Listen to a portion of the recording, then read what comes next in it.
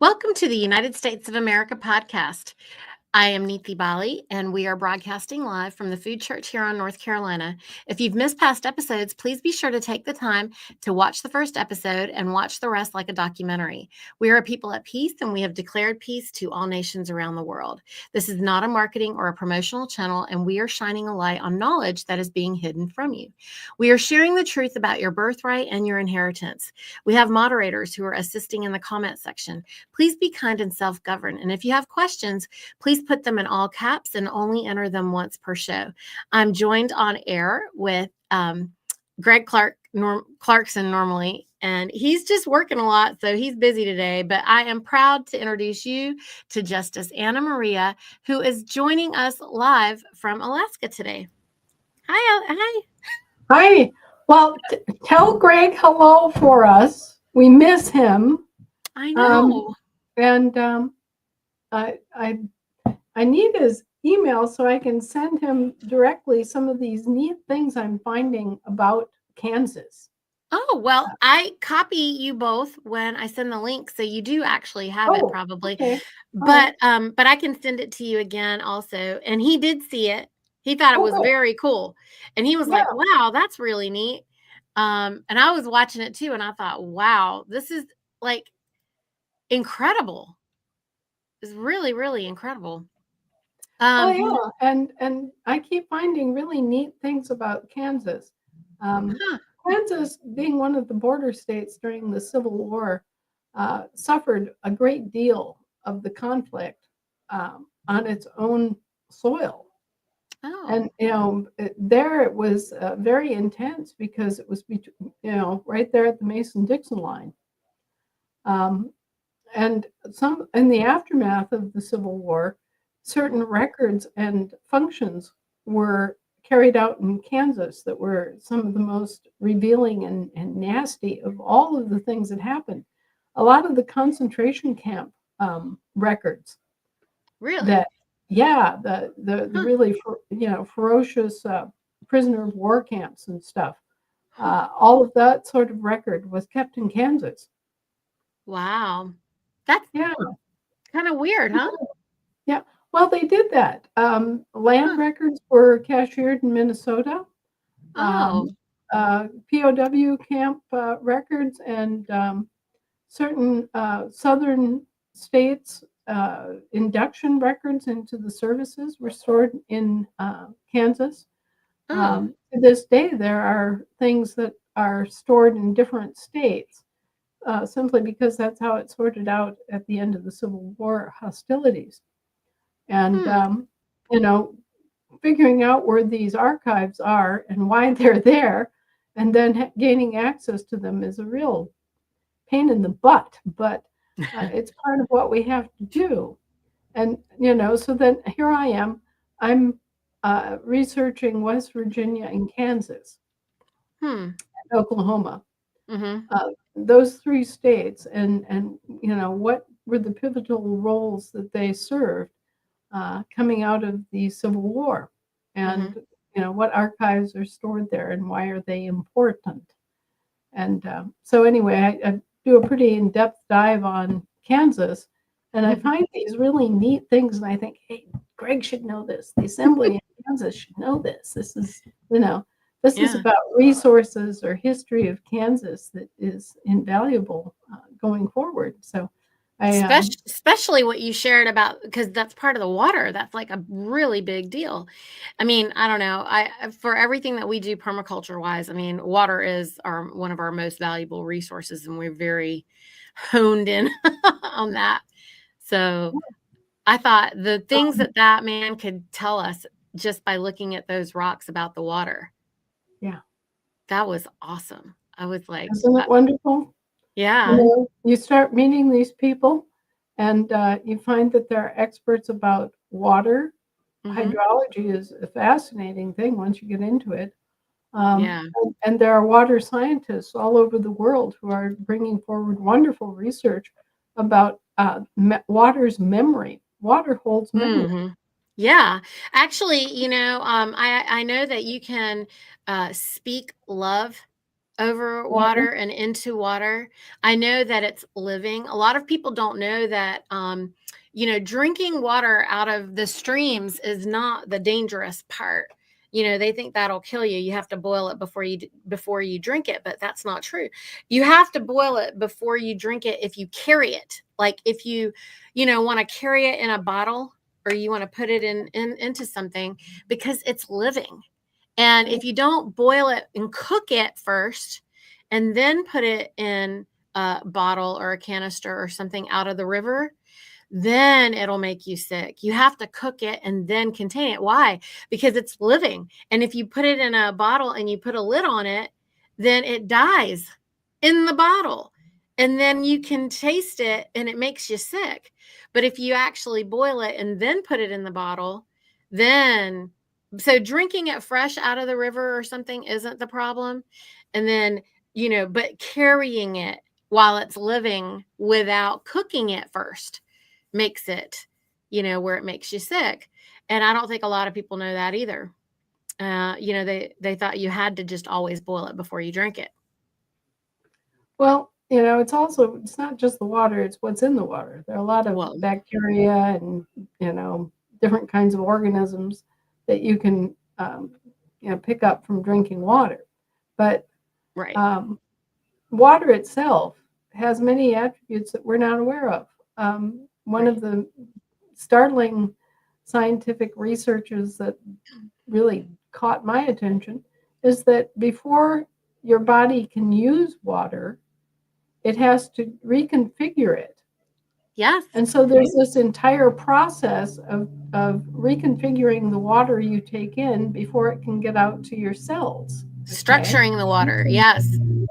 The water has to be restructured by your body once you take it in. Now you can make it faster and easier. Mm-hmm. You can restructure it yourself before drinking it, and that makes it faster and easier for your body to do. Yes. You can hydrate yourself more rapidly that way. Yep. The other thing that they've just discovered is your body can only absorb about 1/4 of a cup of water at a time. Yes. So when you're trying to rehydrate after becoming dehydrated, and this is a real issue for many seniors who don't drink enough water, it's best to sip 1/4 of a cup, and then wait 15, 20 minutes, sip another 1/4 of a cup, wait 15, 20 minutes, and do it little by little, because you're going to regain your hydration faster that way. And if you have structured the water before you drink it, then you're getting a straight shot of, the maximum amount that your body can process. You're getting that as you're drinking and sipping. So absolutely. Yeah. And structuring it just by stirring it into a vortex, you can use a magnet. You can actually just speak love over it and spin it in a vortex fashion. You can run it through rocks, or, people say filter, but what is that? It's the rocks and the charcoal and, various minerals you can filter it through. But, I guess I'm thinking, like, when we are out on polyface, then we can just drink some water from the mouth of the source of the water, and it's coming through these rocks. And when you drink it right there, Anna, it is so refreshing, and it is completely different. Now, you can't capture it in a bottle and carry it away. Like I said, it kills it, and then it tastes like bleh. But like if you carry it in a cup, like a paper cup, or just in some leaves or something, and drink it, then it's incredible. And I kept trying to figure out, why can't I just collect some in this bottle and take it down and drink it throughout the day? Well, every time you put a lid on it, you're killing it. And then it literally has a smell, and it literally smells like something rotten, something going bad. And it's that life, I just thought that was really cool. And Joel and I were talking about that, and he was like, yeah, you got to boil it after, if you're going to contain it and to take it somewhere. And then you do want to probably restructure it, or, maybe filter it. But he's got the mouth of the water right there on their land, because it's coming right there from the mountain. And so it's really, really, and that's structured already, coming right out of the mountain there. So yeah, that's what people used to do, Anna. They would just have little sips as they were traveling. People weren't drinking gallons and gallons of water. And these days, a lot of folks are drinking gallons of this fluoridated dead water, and it's literally poisoning them, and it is washing out all their minerals. They're having all these blood pressure issues because they're washing all the minerals and the salt out of their system and diluting their system in a really bad way, not to mention all the heavy metals and all the other nonsense. And at the same time, they're just, the same way they are starving from the blank food, they are being dehydrated by the poisoned water. And so I encourage everybody, you can use magnets to filter the water, and that way it'll pull heavy metals. Otherwise, distilling the water and then restructuring it is the only way to really get all that fluoride and garbage out of the water. I mean, it's the only way to really clean it. And then you have to restructure it with something. So we actually get distilled and ozonated water when we're in town over here. And otherwise, the living water on the land from the wells is the best. And then you can filter that, and it doesn't have all the fluorides and things like that. Anyway, Anna, I wanted to ask you, Greg and I were discussing the summoning authority and where it comes from.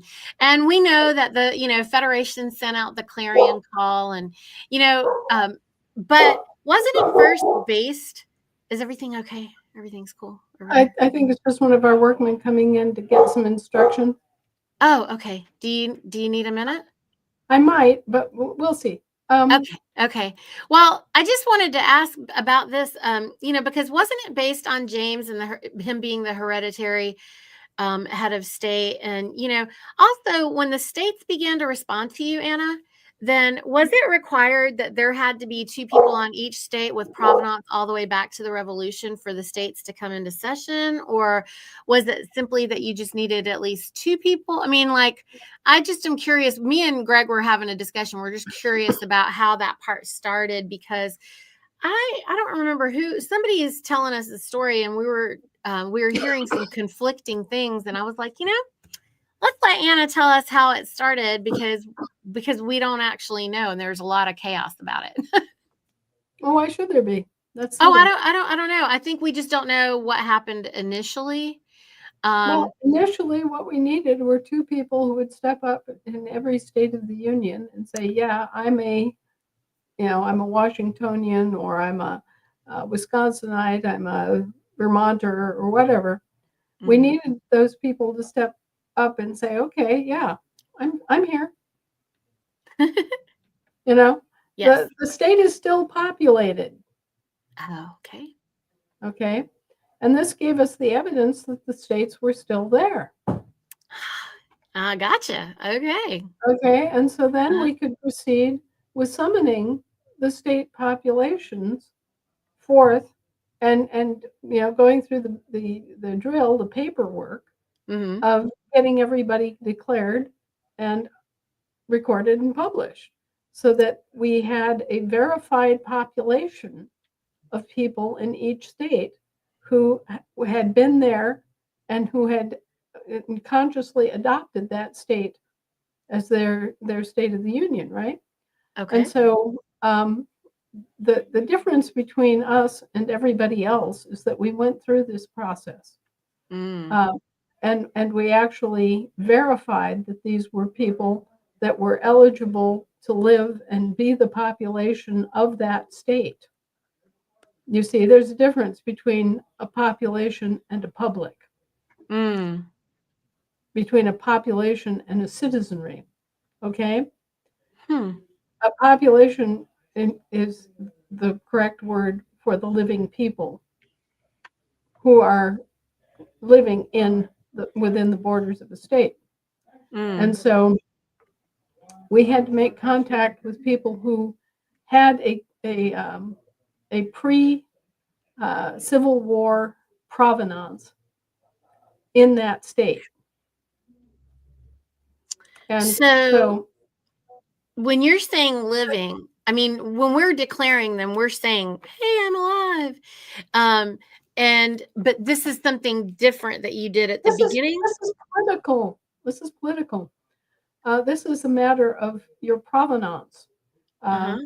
Has your family lived in this state since before the Civil War? Yes or no? Okay. You know, like me, Uh-huh. my family has lived in Wisconsin since before the Civil War. Right.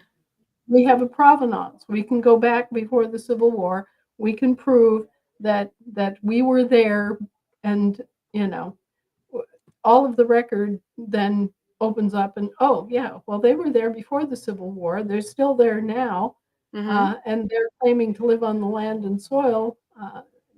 So they're the population. Now Oh, we know that there are millions and millions and millions of Americans who are still considering themselves in this status and who are still thinking that of course, they're on the land and soil, right? right. But they've been secretively transported and trafficked out into the jurisdiction of the sea without their knowledge or consent. Right. And so it comes as a great surprise to them to wake up and go, oh, I've been shanghaied. You know, Right. Yeah. my given name has been copyrighted by the freaking British Crown. Yes. You know, so what do I do about this? How do I reclaim my interest in my own estate? And we go through this entire circle jerk of having to prove who we are, prove our provenance, uh, prove where we were born, and then make this declaration of our political status, our explicit will in the matter. Then we have to record that, because otherwise, how is one person going to tell another person that this is true unless there's a recording of it? You have to publish that so that it's accessible to the goons, so that they can't say, oh well, we had no proof of this. Okay. Right. But we've gone through this entire process so that each and every member of these populations, these assembly populations, have gone through the drill and have not, they've recorded their provenance, they've recorded their interest in their own estate and their state. They Mhm. have recorded um, their claim, right? Uh-huh. Uh-huh. And nobody can argue it. So I mean, every state had to do that when you were originally getting started? Yeah, we had to have verification back from the state that there were members of the population who were quote unquote indigenous. And Mm. by that, we don't mean just natives. We're talking Mhm. about people who have been there since before the Civil War. Mhm. And in every state, there are people, including native tribes, who've been there since before the Civil War. Right. But when you add in the native tribes, they've been there since before the Civil War. Yeah. And there's no doubt that there is a living population in possession of the land and soil of every state of the union, and that was the point. Mm. Because what they were trying to do by trafficking us all off on paper to the Mhm. jurisdiction of the sea was to work a claim on abandonment. Right. They were So trying to. I guess the question was, like what Greg and I were trying to figure out was, do they need to be paying attention to those original people as we work to stand? That was the question. No, Okay. they're just part of the population. They have their Mhm. paperwork. Their paperwork was, for the most part, recorded through the land offices of the state, but Mhm. that's okay because it's an international function, Right, and right. so um, Okay. they they're there. Yeah. They've been there since the beginning. They may or may not be members of the assembly, just depending on, their own personal druthers, whether they want to function that way or not. Sure. Um, but they're there, and now they've been joined by the assemblies, and the assembly members are all there, and so there's a population established that is provenance and verified on Hmm. every state of the union. And, what happened a couple of weeks ago before the World Court was really instructive. Now, Right. we knew this was coming, right? We knew that they were going to try to work a claim on abandonment Mm. because first they would claim that the land and soil had been vacated by the original owners, right? Hmm. There were no longer any Americans, right? Um, and we knew that once that decision that it had been vacated, they would bring another claim. They would bring a territorial interest claim to take over the land and soil and to basically conquer America by deception. Mm. And they did. They tried it. It didn't work. Chief Fast Horse was there Yeah. representing representing all the indigenous people, meaning us too, not just the Indians, but everybody Right. Right. that Praise makes up praise the them for that. population. Yeah. And so anyway, they didn't get away with claiming that we abandoned our land and soil. They didn't get away with putting out their claim on abandonment. And as a result, um, we're still here. We're still on the map, and we're the recognized owners of everything in sight. Um, Mm. all of the physical assets belong to the living people. And it's just that simple. The corporations could possibly represent us in in some capacity, but we Mm. did not grant them any capacity or delegation of power, enabling them to dispose of our land and soil assets, nor to use our land and soil assets as collateral for their debts. Right. This is where they have run afoul. And so, anyway, Mr. Trump came and tried to put in a claim, and he couldn't establish standing, Mm. lawful standing. Right. So, I mean, that was a big important point that you made, and we were paying attention to that. And so then we were having all these other discussions, and we were trying to figure that out for our own nation states. Like, we should know these things, right? So like moving forward, and we were like, well, we weren't here in the assembly early enough. Like he wasn't there. So we were just trying to figure out like how do you arrive in this moment and what needed to happen. And um, so we wanted to have that answer so he can still get that answer from you today. well, if we put out the call for the states and Hmm. asked for people who had family in the state prior to the Civil War and nobody showed up, Right. we'd be up a creek, right? But people saw our little announcements and ads and they came forward. And That's so yeah. we established that there was a population in all these states that went back before the Civil War. And then we worked with the American Native nations, which have Hmm. always coexisted with us. And of Right. course, they're all still there, right? Right. And so as a result, we were able to produce the lawful standing population on the land and soil. And we were able to beat back their attempt to claim that our land and soil jurisdiction was vacant and subject to claims on abandonment. And if they had succeeded on the claims on abandonment, the British monarch would have come in under the doctrine of bona vacantia and would have eventually become the owner of the country again. So Mm. it was a it was British lawfare, is what it was. Hmm. Uh, them trying to use sneaky backdoor means and achieve by guile what they could not achieve by force of arms. And Wow. so they would have just sat there in the background, controlling everything and collecting all the money and Hmm. distributing all the resources to themselves. And we wouldn't have even known what was going on. We wouldn't have known what hit us. Yeah. And we prevented that from happening. Thank goodness.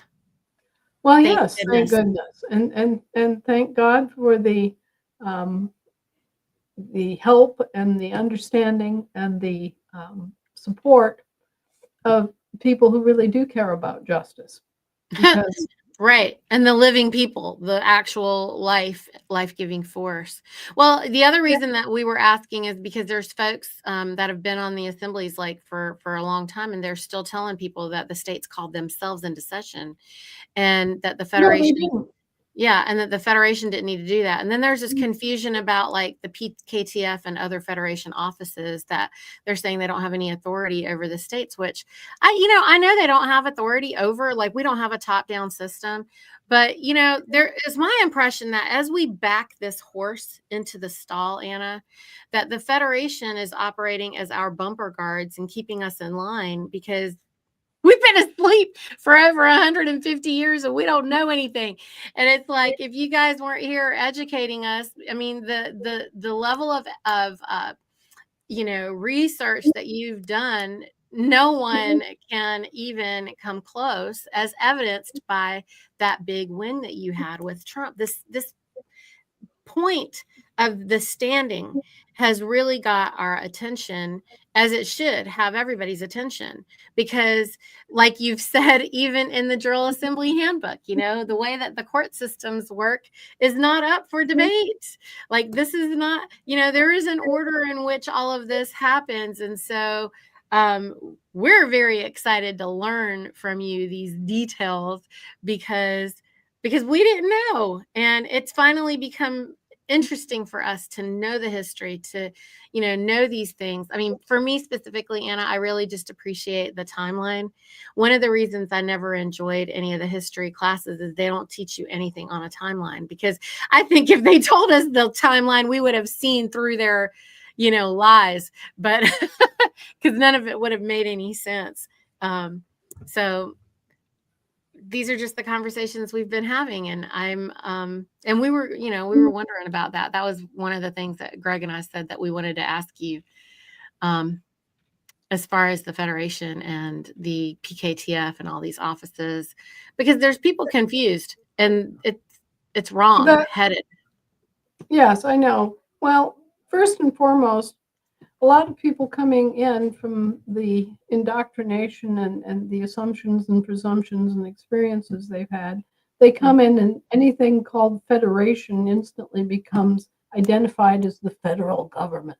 Yeah. And instead, the federation is the American government. It's not the US government. It has nothing to do with our subcontractors, except that we are taking an active role in bringing those subcontractors back under their own obligations. We are enforcing the constitutional obligations on them. So the Federation is a different beastie than the federal government. The Federation is American, the federal government is US. And, the quicker that people get that through their heads, the better. The Federation has summoned the states into session because we have the summoning authority. Okay? Mm-hmm. When something goes wrong, when there's an international or a global issue that the states need to address, the states don't always know that this is important, and they aren't always in session. When we started this, there was exactly one state still in session. Okay? So how much of a opinion can you gather from one state? Not much.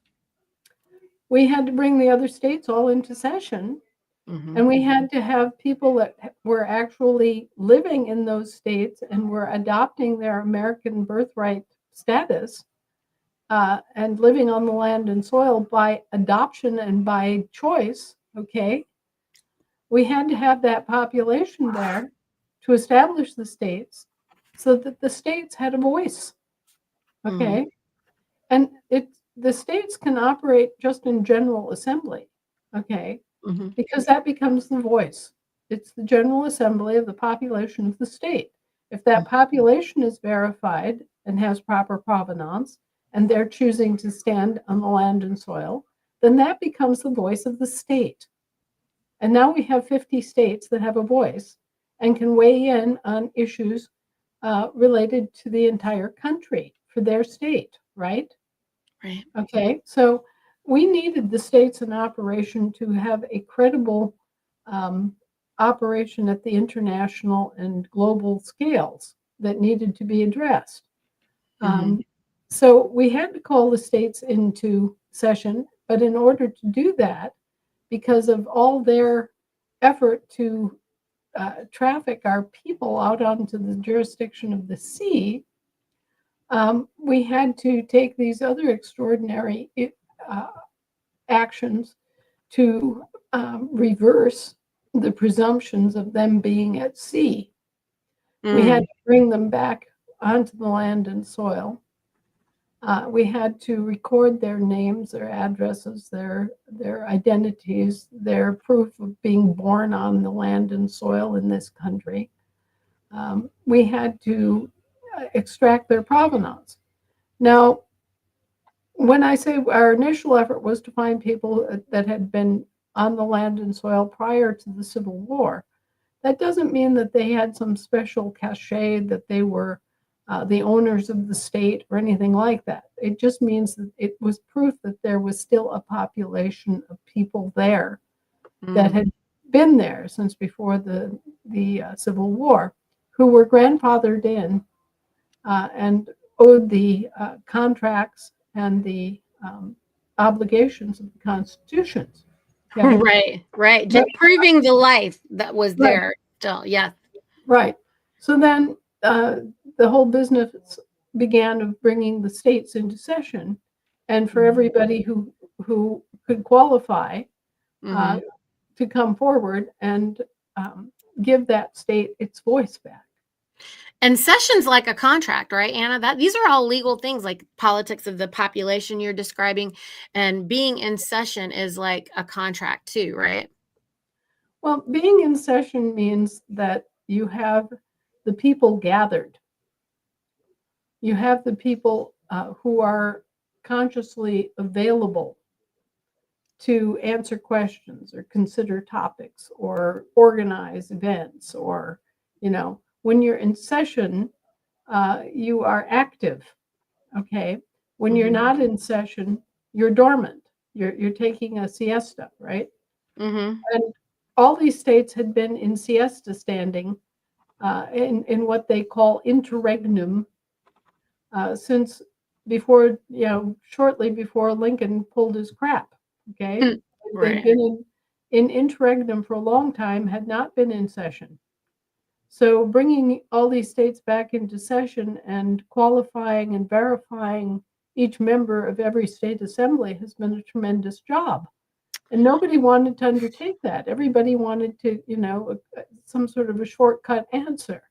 Mm. And there were a lot of people who are, they're still classified and officially they're still U.S. citizens, or they're still citizens of the United States, or they're Mm. still United States citizens or considered to be, uh, when what they need to be and what they think they are in their hearts is Americans. They need to be American state nationals or American state citizens, but in any event, what they need to get clear is who they are, what they are, where they're standing, why they're standing there. And they need to claim their birthright because their birthright was stolen. It was stolen by a series of legalistic fraud schemes resulting in constructive trusts. Mm-hmm. And a birth certificate is a proof, it's evidence of an unrevealed public trust. And we have lawsuits that address this and make it very clear that these birth certificate instruments are trust instruments and they are evidence in a court case that is qualified to ascertain the existence of a public trust that has been issued.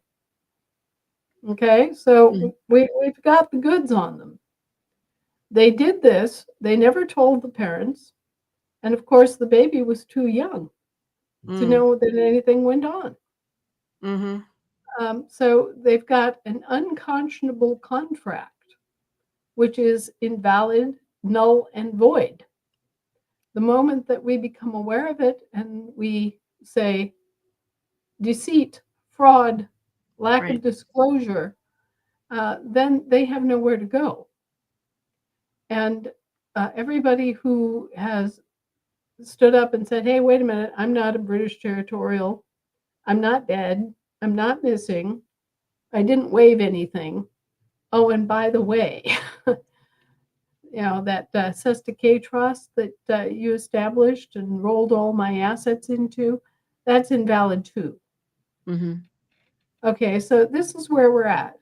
And all the people that have stood up and declared themselves as, an American and a Wisconsinite, a Californian, a Texan, a New Yorker, um, all those people make up the official population of that state on the Mm. land and soil. We were very fortunate. Oh, I have to take this call just a second. I'm Sure, sorry. you're fine.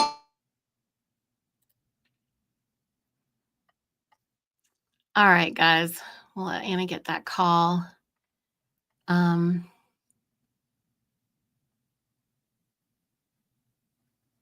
hmm. I think you're talking about credential cards, 2D TV clips. You can order your credential cards already from your LRO account. So you can do that right now.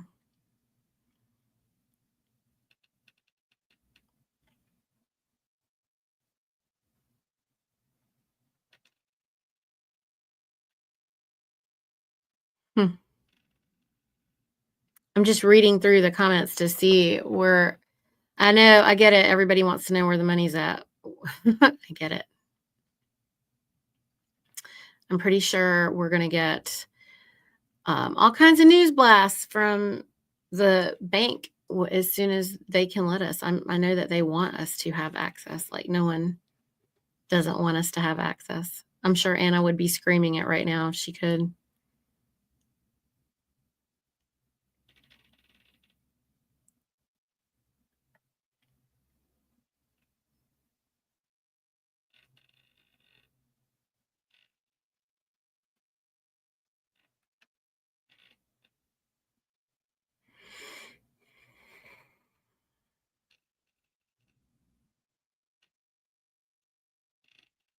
Yeah, they've been lying to us about so much stuff. It's crazy.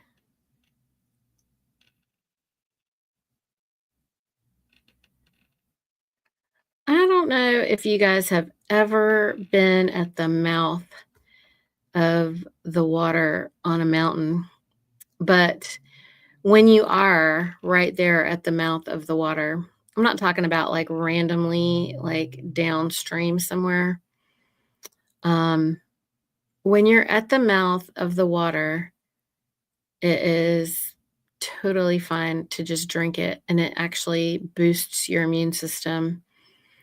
I've been drinking it like that for years, and it's never made me sick.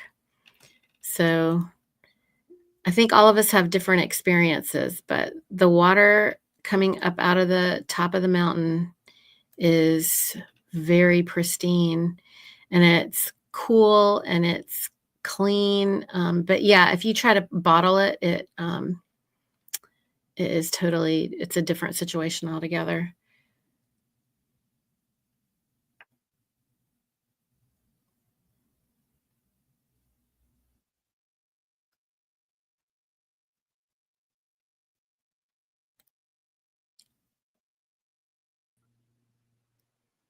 She's back. Yeah, I was just getting a report in. Look at this. What would you have to say about this? First of all, my deepest condolences. Yeah. Well, it just goes to prove the irony of our existence. that the man who was the actual inheritor, owner, and executor of this vast fortune was denied access to his own money, which from the people that borrowed that money from him, okay, and died so miserably of a nasty disease. Um, it's just very humbling and very sad that even the means and methods that we have used to conquer cancer could not be applied because of the distance and the absence of our shaman, um, who, ironically enough, showed up 2 days after. But he normally goes to Hawaii in the winter, and so his family was impacted by what happened on Maui. And I hadn't talked to him, and I didn't know that he had gone to Maui in um, the fall and had stayed there for an entire year, trying to help his family clean up and get back. You know. Mm-hmm.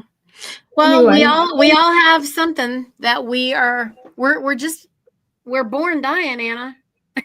that's true. That's true. And cancer is a very insidious disease that is caused by parasites.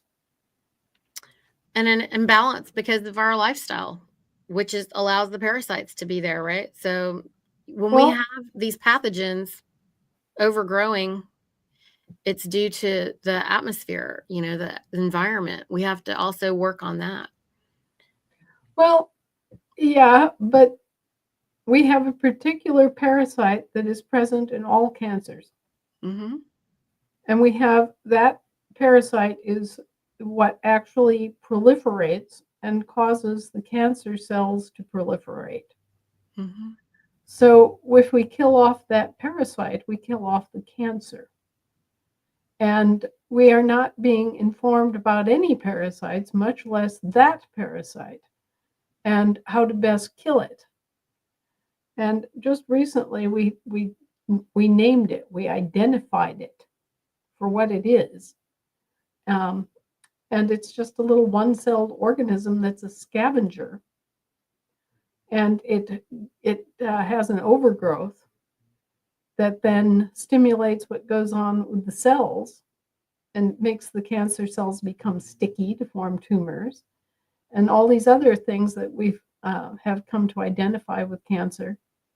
And we're just now at the point of realizing, okay, well, this is the cause. This overproliferation of this plasmid is what causes it. And now we can get rid of the plasmid, and we can be cancer-free or relatively cancer-free. But these plasmids are in our systems, and they're scavengers that eat up bits and pieces of just whatever detritus waste they find in the interstitial fluids and tissues of the body. And so they're constantly scavenging for viruses and bacteria and waste from the cells and all this stuff. We can't really live with them or live without them. We've got a system, a biome within us that has to be in balance if we're going to be healthy.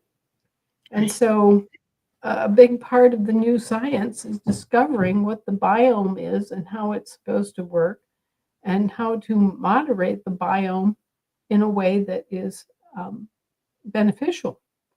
And so now we're tracking on. Just this past week, we named the plasmid for the first time. Mm-hmm. And so now it's a process of, okay, well, here's the problem parasite. How do we get rid of it? Which is a much simpler and better place to be than, oh, we don't know what's causing this. Let's just throw it at the wall and see what sticks. Well, I still think they knew what caused it. They knew that there could be a cure for it. And then, but everything they do is for the bills to Right. bill us for one more thing. You know what's going to stun you is that Dr. Otto Warburg, hmm Knew he about it. identified he identified the parasite back in 1931. Right. All Do this you happened back know? in the day because they knew all this stuff. Look, they set up the standard of care in 1910. And that was when they locked everybody into you can only practice medicine with these standards and you only can do it, and which won't allow them to do anything that's logical Right. and help And anybody. you know that to this day, hmm when doctors, the lab results come back and the doctors see that there's evidence of parasites, they're forbidden to tell the patient or do anything Right. um, to treat the parasites. Or to talk about lifestyle and using the combination of lifestyle and identifying these things like what you're talking. I mean, any of these obvious things, they never let us. They're gag ordered not to have discussions about these things because if they don't have a patented prescription or a patented shot or something of that nature that they can sell you, they're not allowed to help you with anything like Well, that. that's all the Rockefellers. Right. That's the influence of the Rockefellers and the Rothschilds. And 100%. and Yeah. we need to just blow that to smithereens. Exactly. That was what they wrote in the standard of care in the Flexner report in 1910 that they filed with Congress when they did away with all the homeopathic hospitals that were here on America, and they did away with the medicine men and women who were actually the real healers. We all know the doctors are here with the ship, the citizenship. Right. So, Right. And and so, yeah. Well, well, we're going to make it a better world, Anna, and we're already doing that. So, here's the big question. Everybody's got it in here like 15 different ways. So, I'm putting it up there, everybody. So, don't ask it your 10 other different ways. We're asking her. We were saying next week. Everybody says, Niti, you were saying next week. I know I made it a little bit too dramatic, Anna. I'm sorry.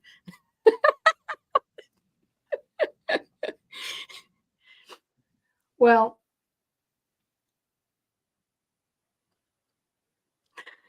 what I said on that occasion was that we're not waiting for October. Right.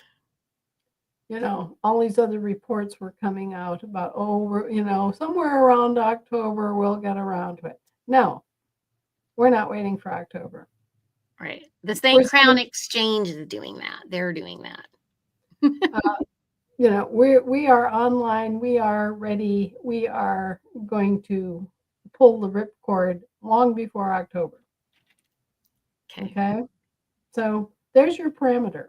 Somewhere Yes. between now and October, Yeah. you're going to see the entire thing go like an umbrella opening up. Ripcord. Yes, That's when Anna's gonna just put the article out, and it's not gonna say anything. Just ripcord. well, and bear in mind that it's going to be confusing Okay. because all of a sudden there are going to be all these choices, and there's going to be a dashboard, and you're going to have different kinds of money. You've never dealt in your lives. You've never dealt with exchange rates and with forms of money that are actively traded. You've only dealt with the quote unquote world reserve currency. Okay. And it was the reserve currency because it was underwriting all the world's debt. Okay. So, as a result, you haven't had the experience of changing USD into Deutschmarks and Deutschmarks into francs and francs into euros. You haven't had to do that. And the system is, it's highly computerized, and it has algorithms that do the up to the second exchange rates and everything for you. You don't have to do those calculations, but you're still going to have to designate things to an extent. And the vendors that operate in this system have to designate how they want to be paid. So, if you walk into one store and they want to be paid in gold, well, then you use your AFD. You walk into another store and they want to be paid in euros. Then you're going to have to go to your prepaid credit um, attribute of your account and use prepaid credit. And it's going to be a little bit confusing.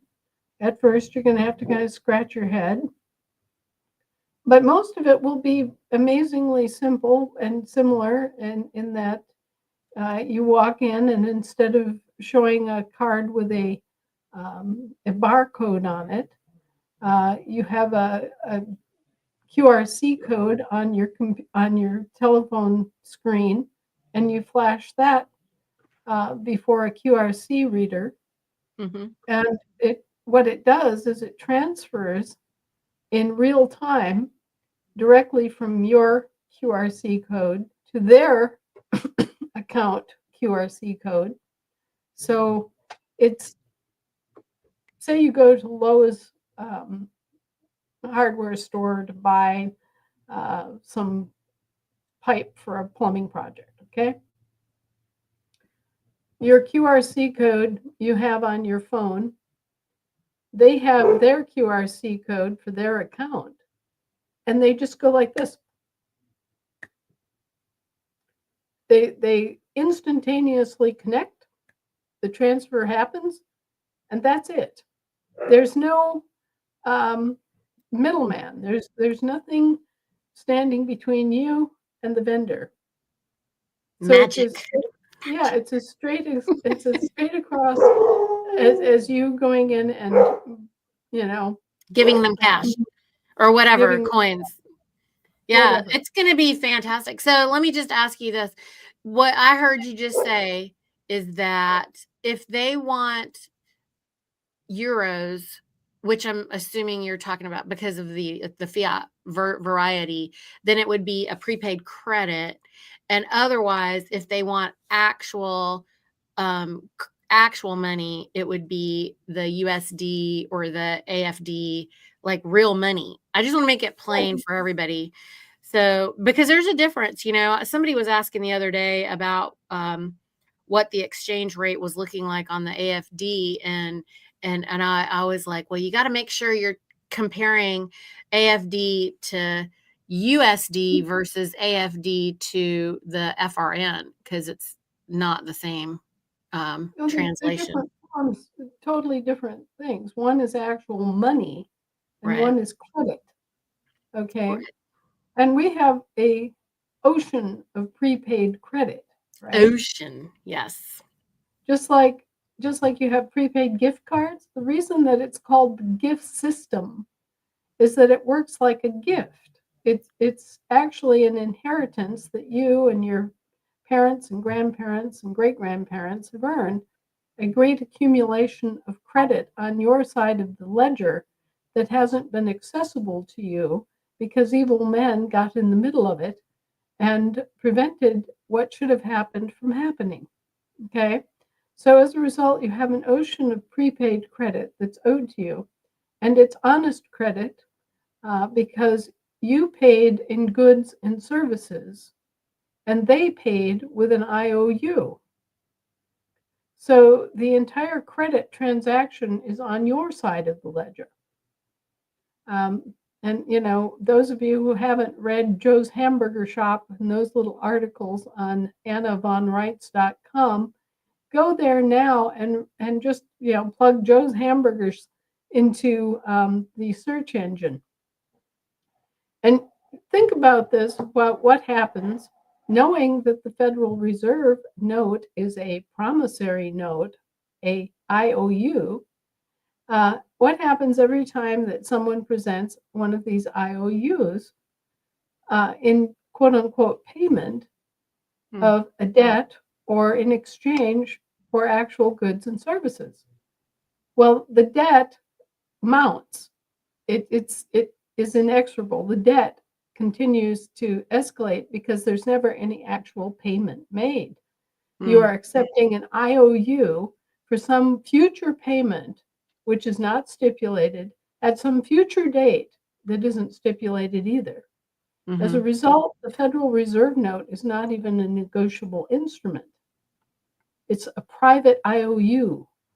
It's like you took an IOU from your cousin Eddie and he promised to pay you back and you gave him free lunch, right? Or a basketball or a car, whatever it is.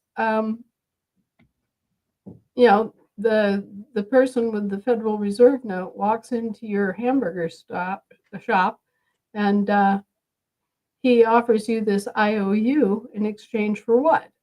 A real hamburger and your labor making that hamburger and the ingredients in that hamburger, right?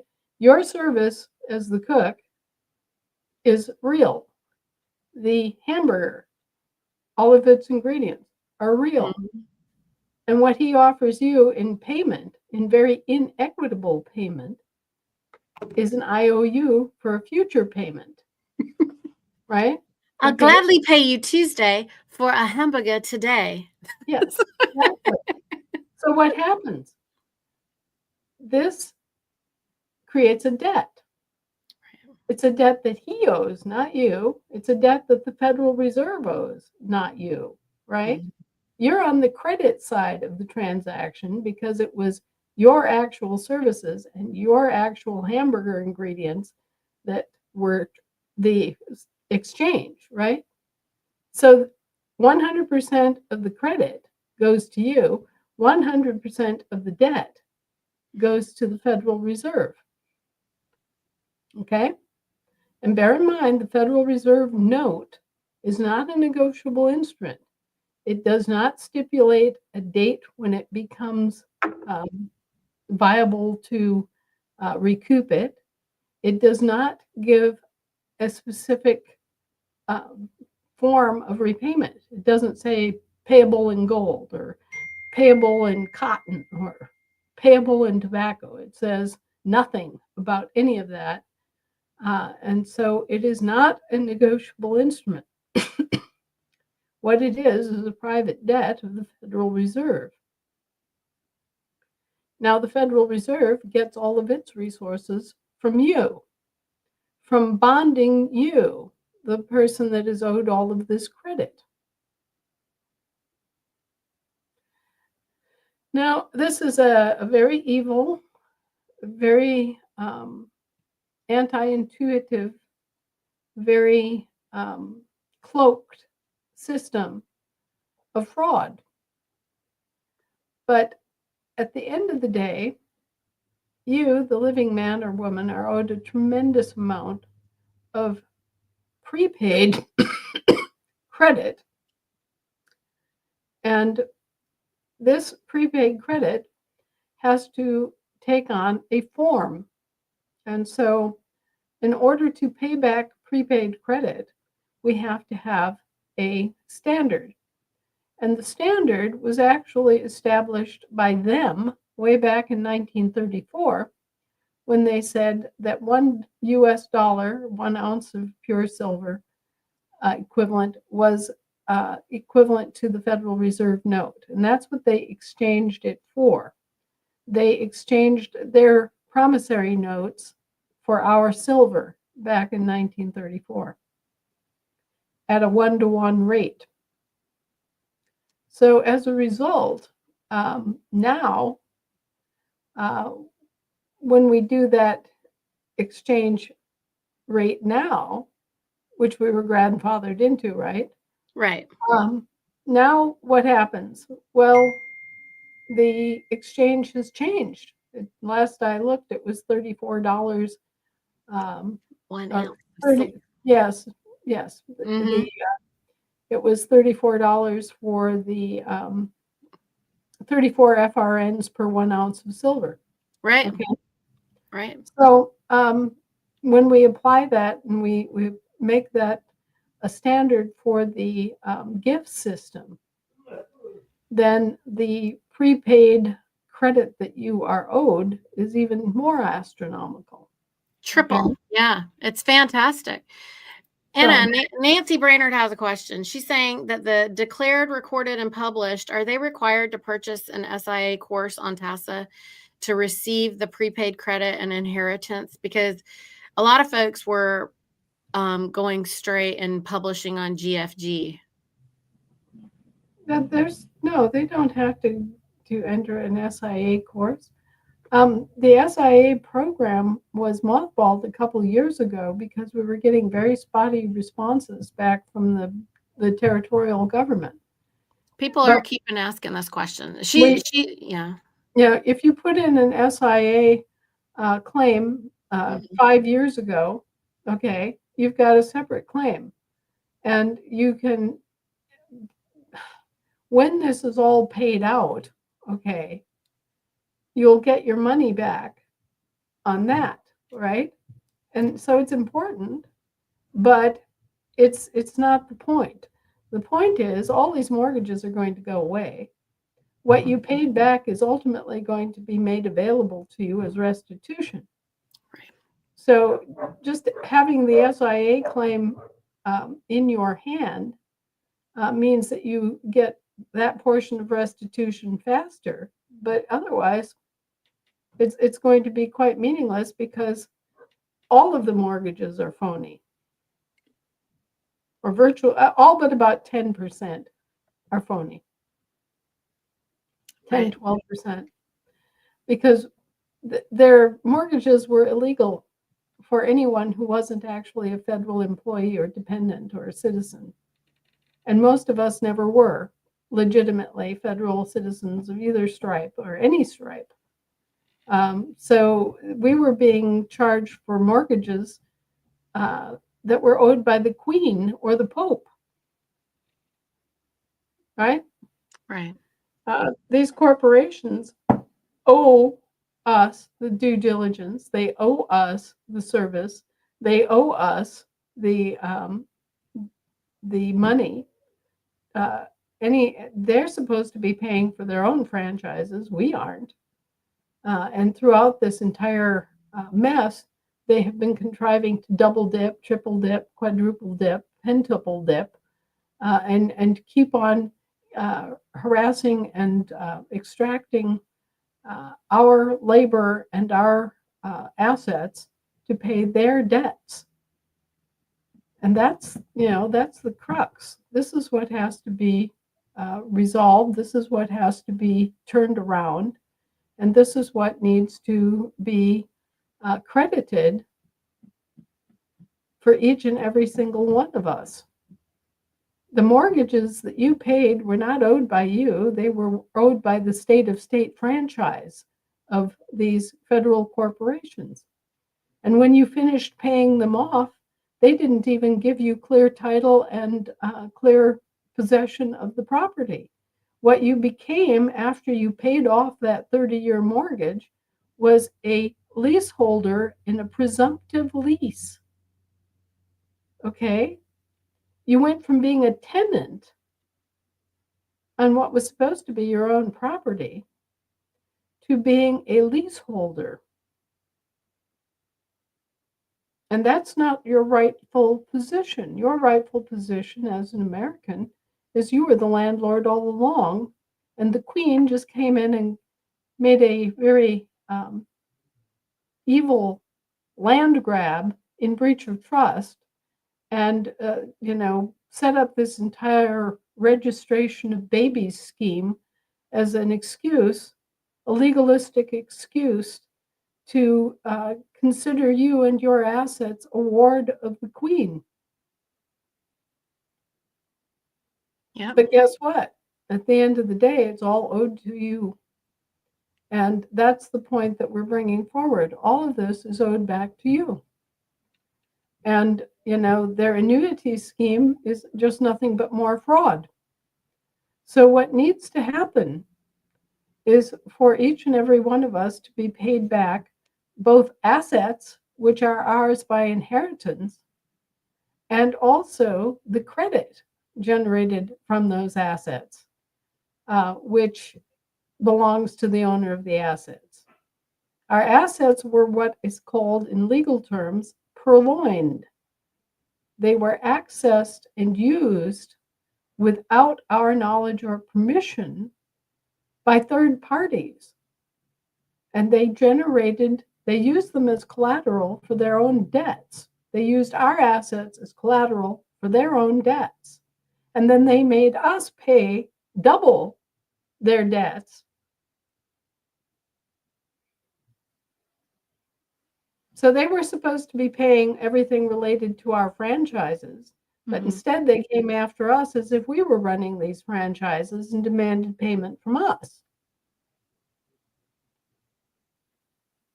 Okay. Yep.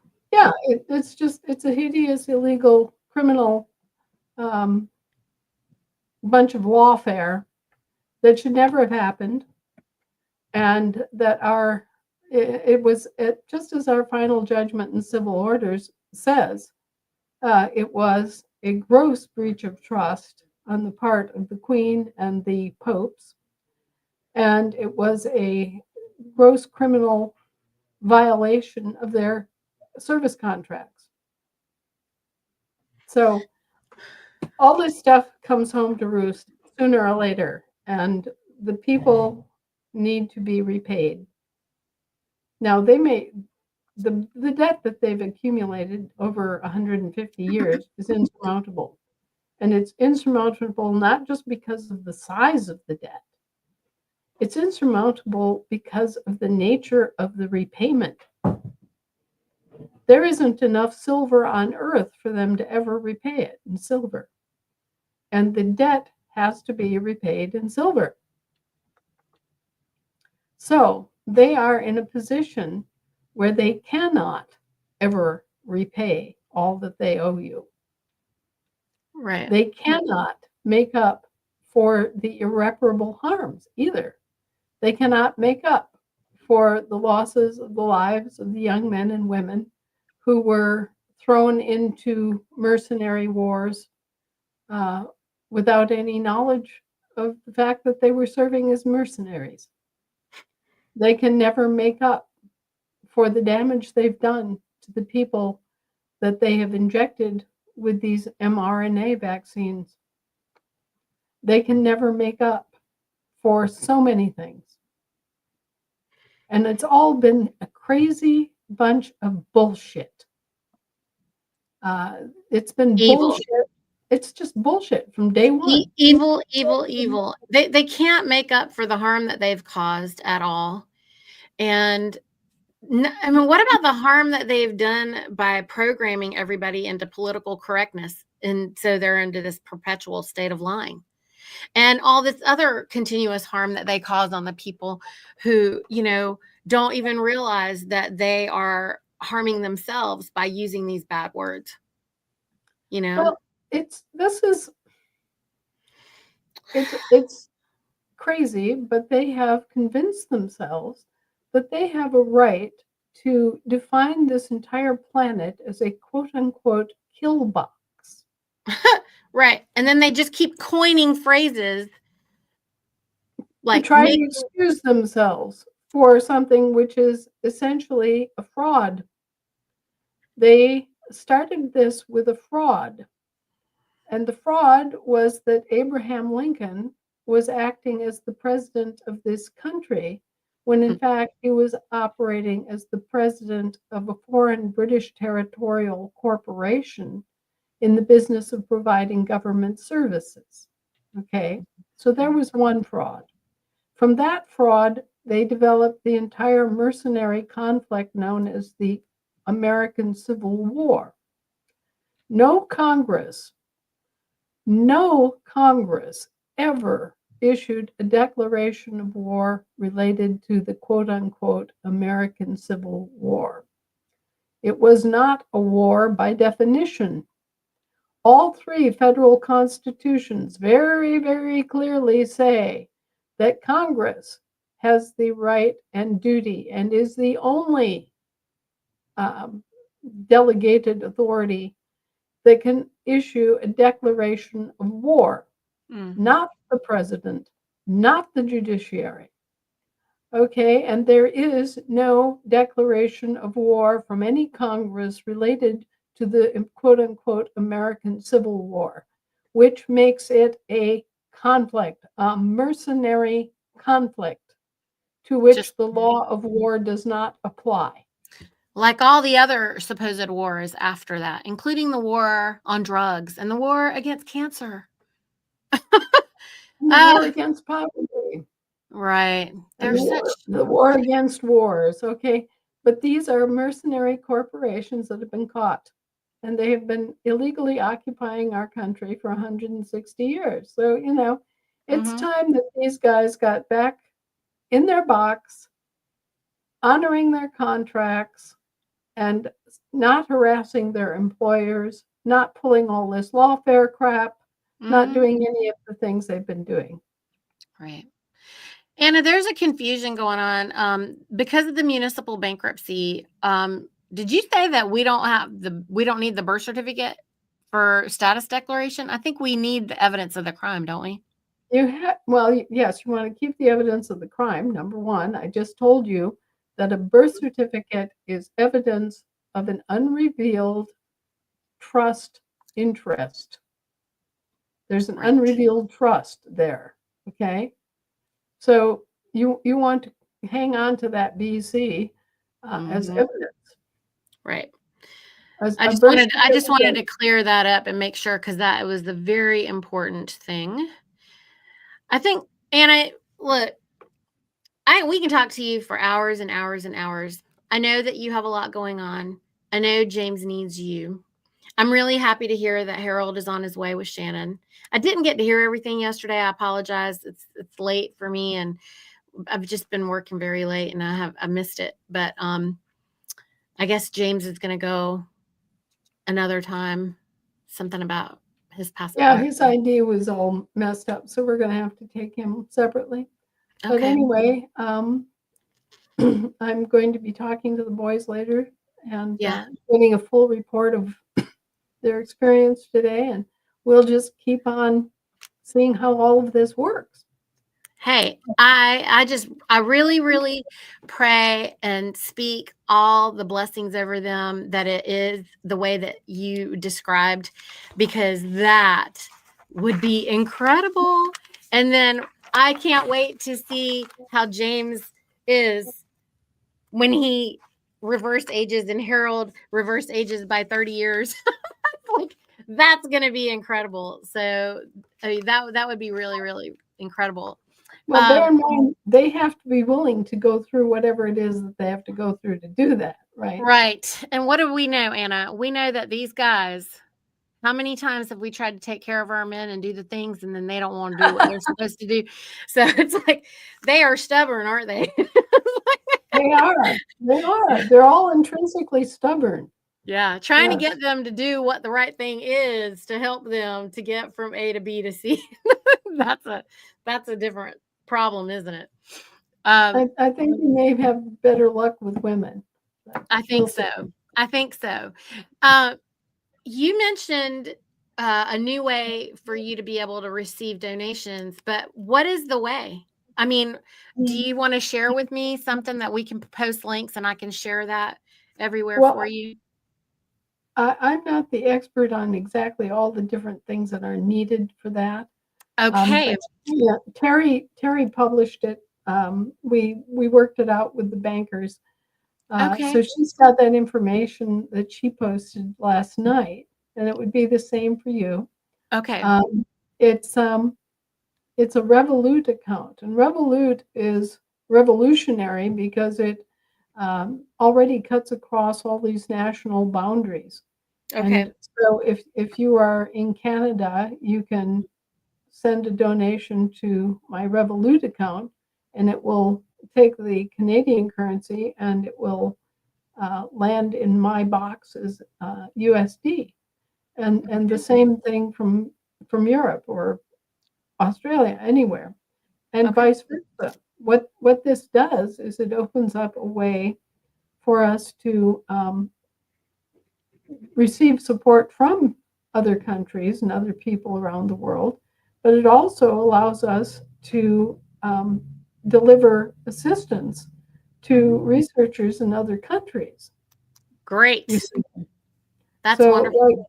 right now we've got a situation where one of our researchers is living in deplorable conditions Mm, in Australia, and mm, we had no way to help him short of getting on an airplane and going over there and hitting uh, a exchange facility in order to be able to give him money and that would be useful in Australia. mm. Uh, but now the Revolut account makes it possible for us to transfer money to Australia and get him into a decent house, for example. That would be great. Yes. No, this is wonderful. Okay, well, so I'll just look for that information. She might have already put it maybe on the TASA site too, you think? I would think, I'll look yeah, for it. yeah, I'll look for it. yeah. So this is a wonderful new service that cuts across international boundaries and does all the exchange rate stuff. Yeah, I think that's gonna be so cool. Bless you. I was just thinking as a vendor, the other thing that vendors will have to consider because they haven't worked in that real time thing, because everybody's used to just flat rating everything, and you can't really just flat rate your stuff anymore in the same. Well, you can, but then the exchange of it, they'll have to figure out um, what that would be like. So that's going to be interesting. Me working with food, that's what they did. That's why everything was being weighed in, when they're working with the food in the marketplaces like a long time ago, and everything was changing with this, and they were just weighing it all out and weighing the difference. So Yeah. now we have to think of how to do that real time again, and it's really been interesting.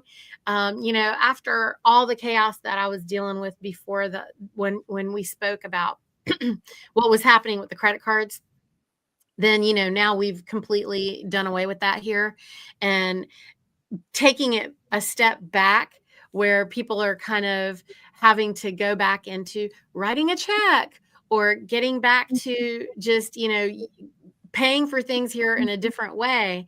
It's interesting, Anna, because it literally almost uh, devastated some of the people. It was very like, oh, I have to think about what I'm spending on, because they were so used to coming and like mindlessly using this card and Yeah. not really paying attention to what it was. And now they have to pay attention and keep track and whatever. I thought that was fascinating. I mean, in terms of the psychology of the people and the way that they are so used to just, scan botting and unconsciously operating, it feels Yeah. like. Well, they have made us dependent on them, Yeah. but it's to their advantage to make us dependent on them. Yeah. Right. So the nanny state, which appears to be so beneficial, is actually an evil. It's actually an insidious form of control. Right. And they can pat you on the head all they like, but you're an adult. You're not a baby. And to the extent that you let them treat you like a baby, then you also come under their parental control. So you don't want to be a baby. You're an adult and you need to function as an adult. You need to understand the world around you. You need to understand what law applies to you and what law doesn't apply to you.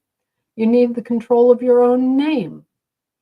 And all of these issues have to be addressed systemically. It can't be just one person. It can't be just two people. It needs to be all people. I keep trying to explain that as long as you endure one person to be enslaved, you endure all people to be enslaved. Okay? It the moment that you set up the principle of slavery and enslave even one member of the human race, one individual, you have opened up the door for slavery to exist and for you to be a victim of it. Okay? So there has to be absolutes here, and those absolutes have to be applied. They have to extend to the entire world. Now, the reason that we have slavery here in this country right now is that two very evil colluding foreign governments, one, the Vatican, which has always approved slavery, and the British monarchy, which superficially says, oh, no, we don't do slavery, but actually does, um, have set they've set out populations that are slaves, and they've set out populations that are indentured servants, and they've set out populations that are free men. All right? As long as we endure anyone to be enslaved for any reason, then we keep the door open for you to be enslaved or me to be enslaved. And it would be to our great benefit if we all simply said, we agree with the League of Nations in 1926, which eradicated and outlawed both slavery and peonage, period, for anyone at all, ever, in any country worldwide. That is why the League of Nations was dissolved. It wasn't their failure to prevent war in World War I, because number one, it wasn't a war. Number two, they couldn't have prevented it, right? Because it wasn't a war. No, the reason the League of Nations was disbanded was that it would not accept peonage and enslavement. And peonage and enslavement is huge business. There are there are no other assets on earth more valuable than living people.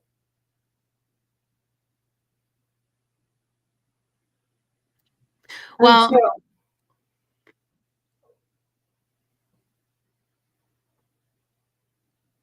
it's time that we freed ourselves. It's time that we called the cards. It's time that we said fraud, fraud, fraud. This has been outlawed since 1926, and simply changing the jurisdiction and trying to apply a different set of rules does not excuse the fraud and the malevolence and the malicious intent and breach of trust and violation of your service contract. No, it does not. What we're living through right now is an attempt by the popes and the British Crown to move the playing board again.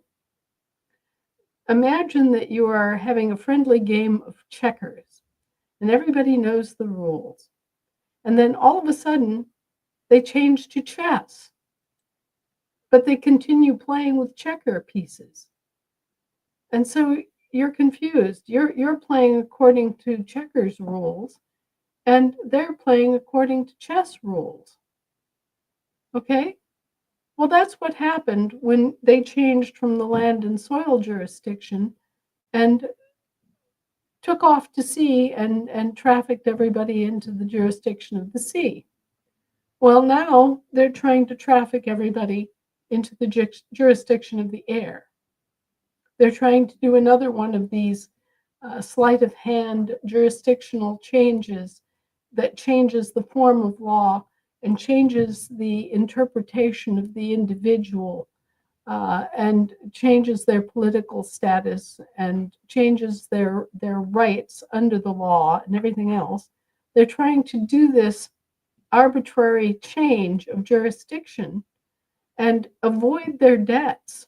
This is what they're doing. They're trying to avoid their debts. And so they've done this. They vacated the land and soil of England 300 years ago. They vacated the land and soil of Scotland, Ireland, and Wales and formed this company called Great Britain. Okay?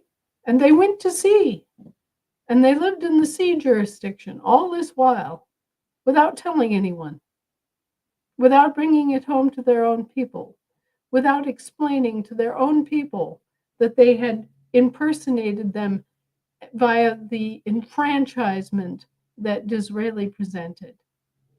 Okay? They haven't explained jack dick to anybody about any of what they've been doing behind their backs, behind people's backs. And they've been using the law to commit acts of crime against their own people as well as everybody else. And so they made this change to a different jurisdiction. They vacated the land and soil, and then they went to sea and they trafficked everybody out into the international jurisdiction of the sea. And they operated that way for a couple hundred years. And then, well, 160 years.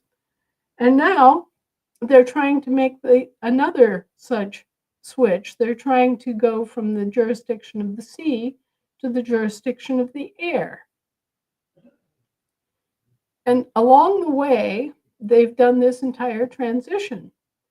And you can see it in the language.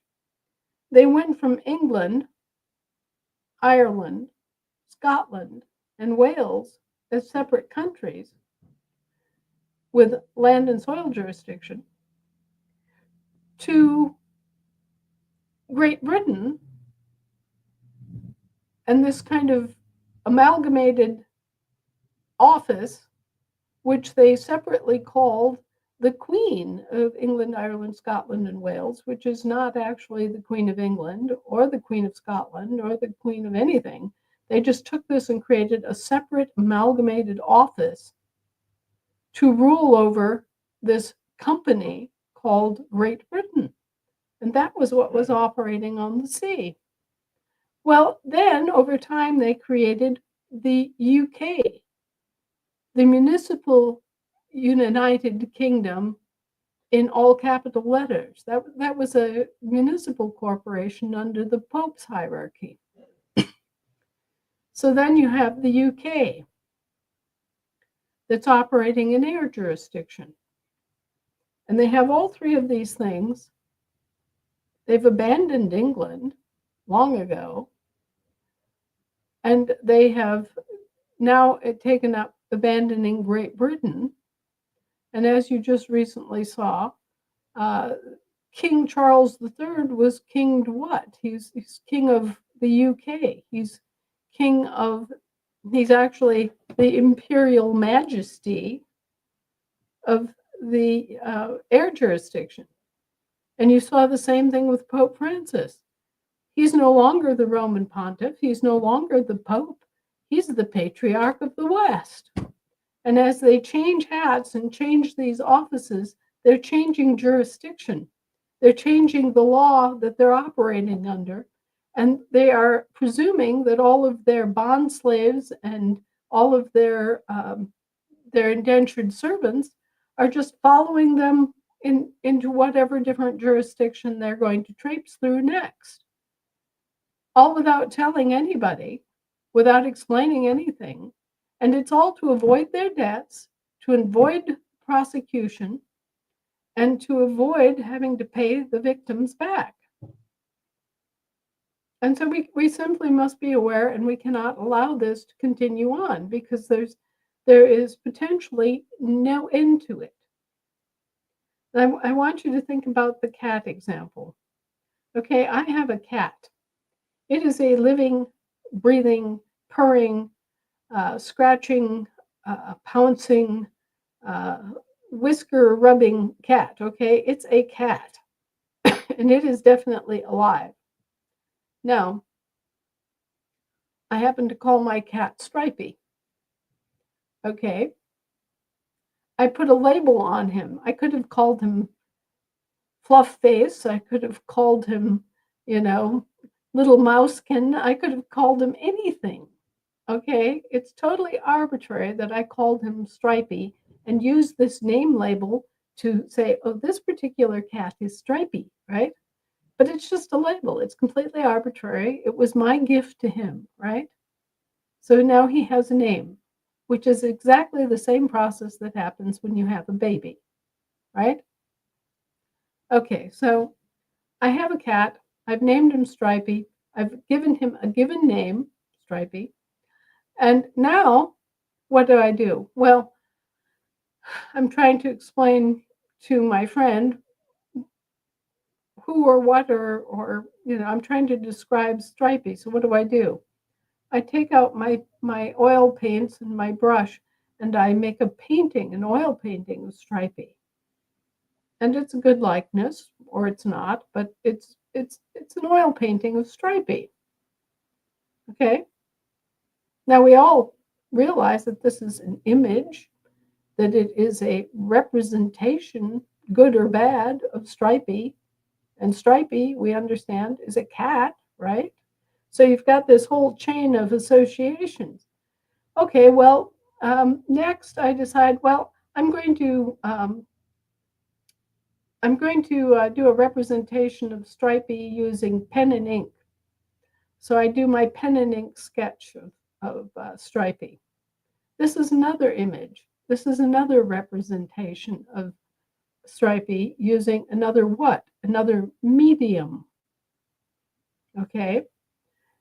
Okay, well, next I do a watercolor of Stripey. Oh, and after that, I take a photo of Stripey. And after that, I do a video of Stripey. And all of these are images of Stripey or representations of Stripey in different mediums, right? Just like a medium at a seance, all right?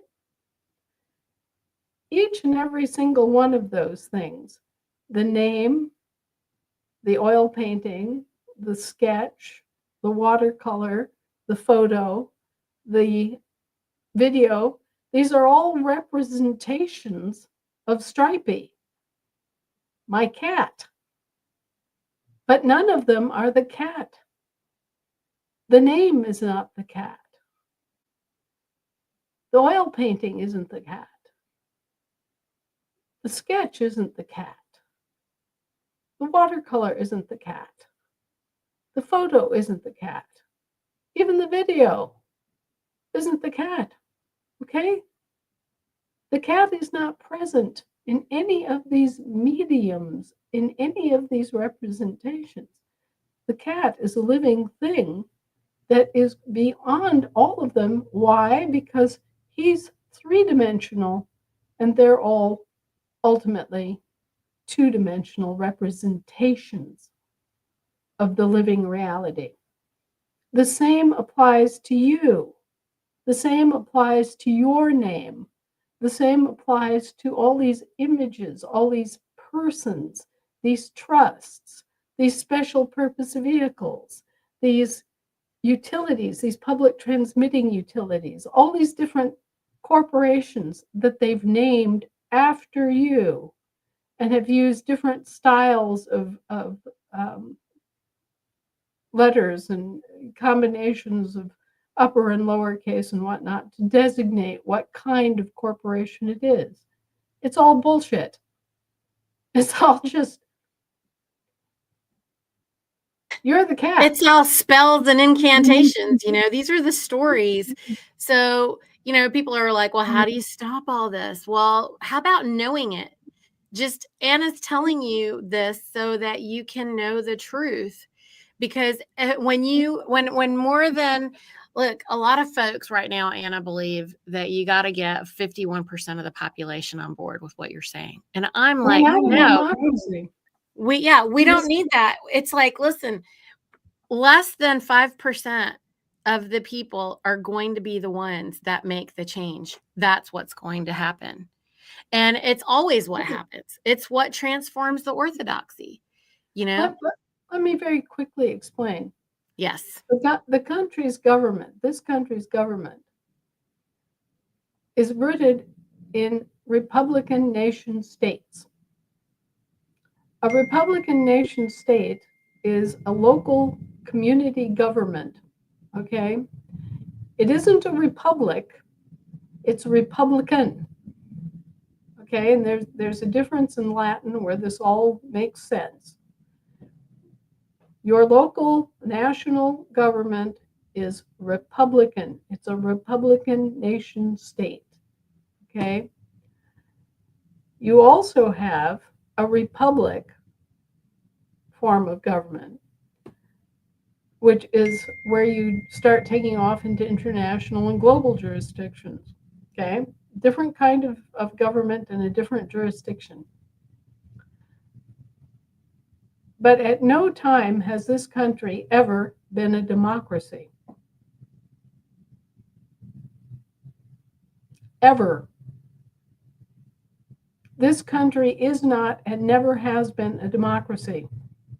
The only democracy in the entire picture book is the British territorial democracy. So we're talking about a foreign government, which is a democracy, using our resources and presuming upon us to go on this worldwide rampage of commercial war for profit. That is the dirty foreign government, the British territorial, quote unquote, United States corporations and USA corporations operating out of Puerto Rico, operating out of what we consider the territories and possessions. That is the filthy, dirty democracy. It has nothing to do with us. It's a subcontractor of ours that's run amok and has created all sorts of lawlessness and foul play and breach of trust and complete and utter um, misery. It has been used as a tool of human enslavement, peonage, and misery. And they've used us as a storefront for their vile and venal activities. Now, that is the democracy, the filthy, dirty, rotten democracy. And you can find it in the federal papers and in many other instances of our records where our founding fathers very distinctly chose not to have a democracy in this country. They considered democracy a filthy form of government, a lawless form of government, a government that was innately faulted in that with 51% of the population in favor of eating you for breakfast, they could eat you for breakfast. Our founding fathers founded a country that has the exact opposite sets of values and which values the individual and the natural and unalienable rights of the individual to be supreme over the group. Our government is specifically dedicated to protecting the individual and his assets. Period. We're not here with some sort of mob rule. And it's the filthy British territorial government that's been operating in Puerto Rico that is at fault for this idea that we're a democracy. We are not a democracy. We have never been a democracy, and God willing, we will never be a democracy. And it doesn't matter how many inheritors there are of an estate, whether it's 15 or 320 million, it depends on you. If you have the good sense of pigeon, you'll realize that you're an inheritor of one of the most glorious lands on this entire planet, and you'll step forward and say so and live accordingly. And if you're a fool, then you will accept the role of an indentured servant to the queen, or you will accept the role of a bond slave of the Pope.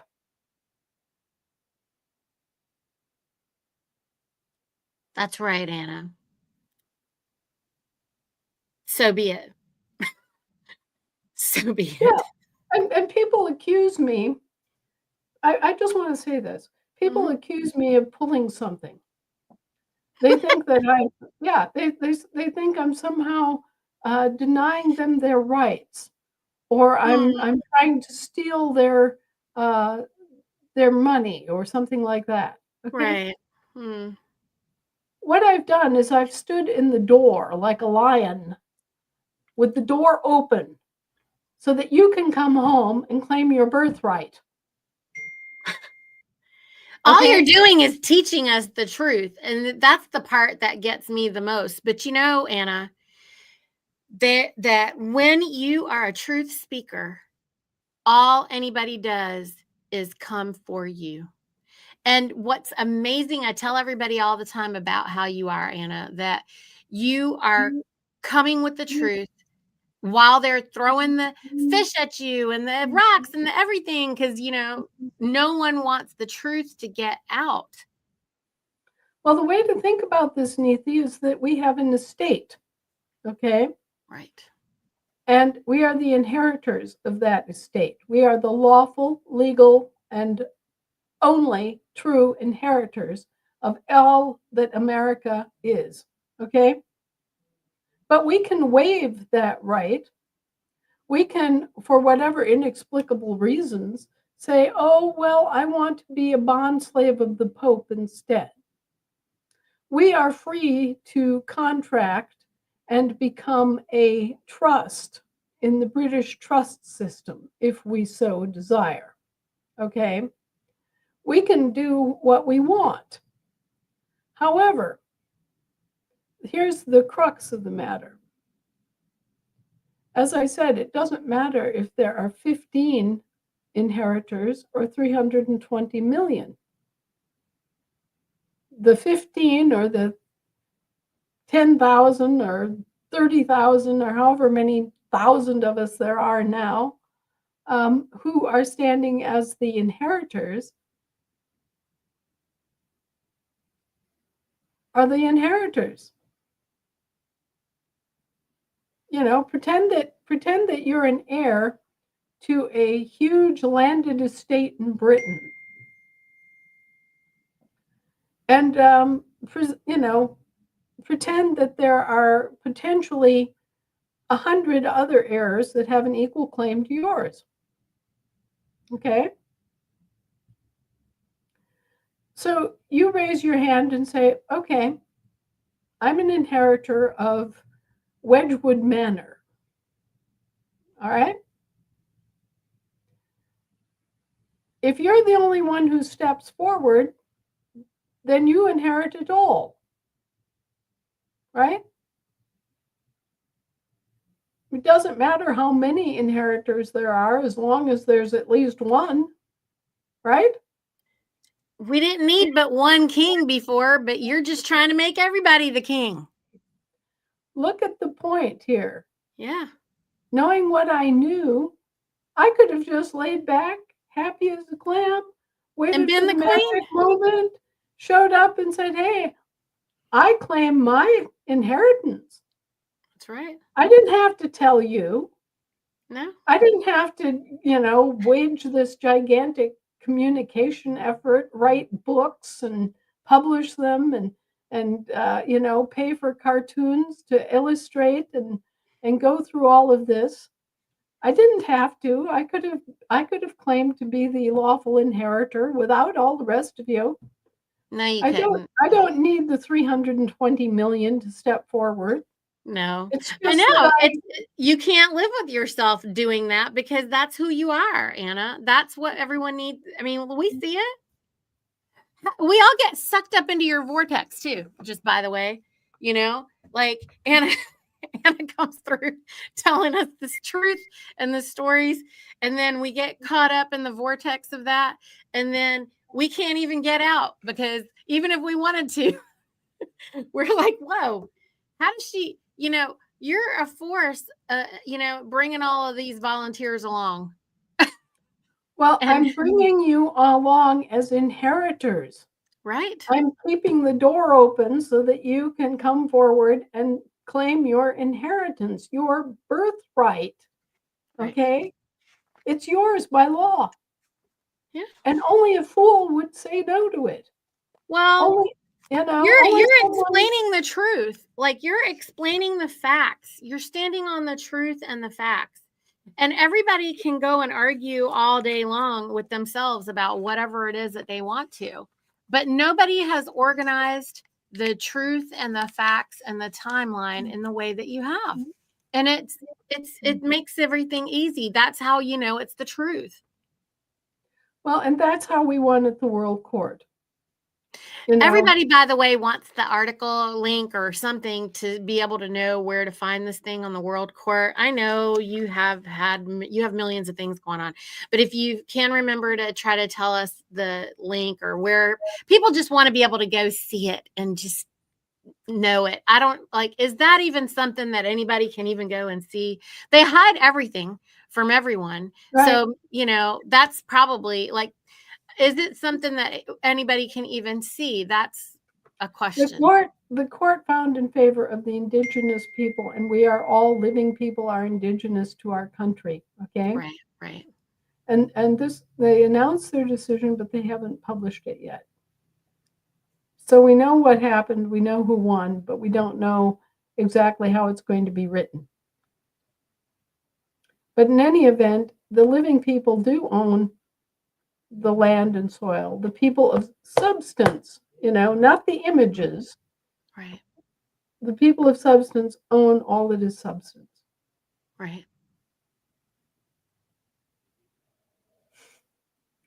So, you know, we have enough people to inherit. Right. Bottom line, we have enough verified population to inherit all 50 states. Right. So the fundamental job got done.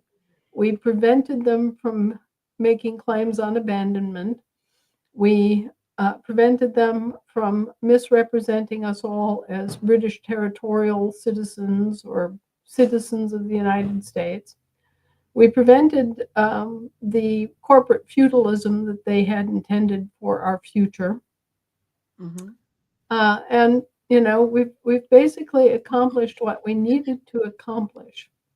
And now it's a matter of educating people so that they can function as adults, so that they can make their own decisions, so that they know who they are.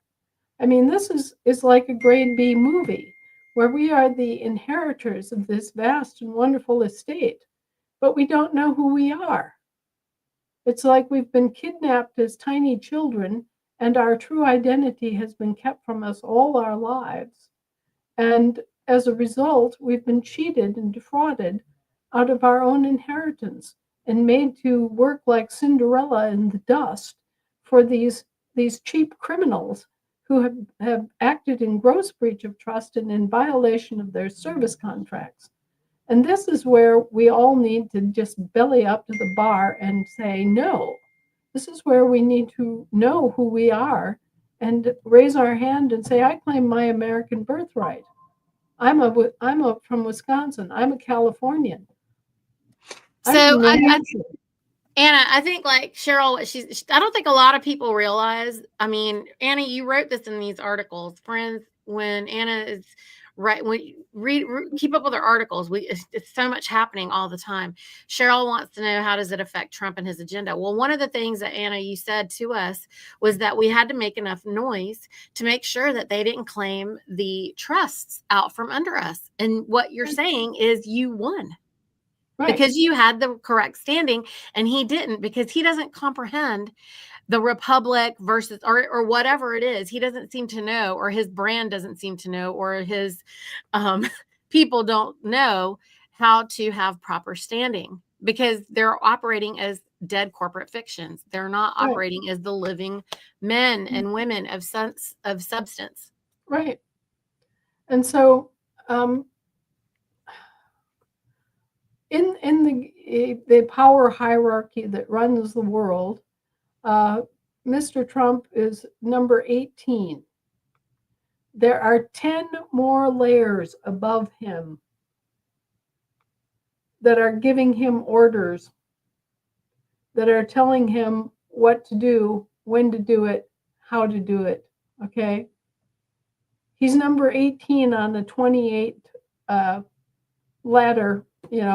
There's a ladder with 28 rungs, and he's number 18. He's right about in the middle, just a little over half, right? Okay. So he's number 18 on this 28 rung ladder. There are 10 levels above Trump that are telling him what to do, how to do it, when to do it. And they don't necessarily tell him why to do it. They don't necessarily give him any insight into exactly why he's doing this. He's left to his own devices to try to interpret.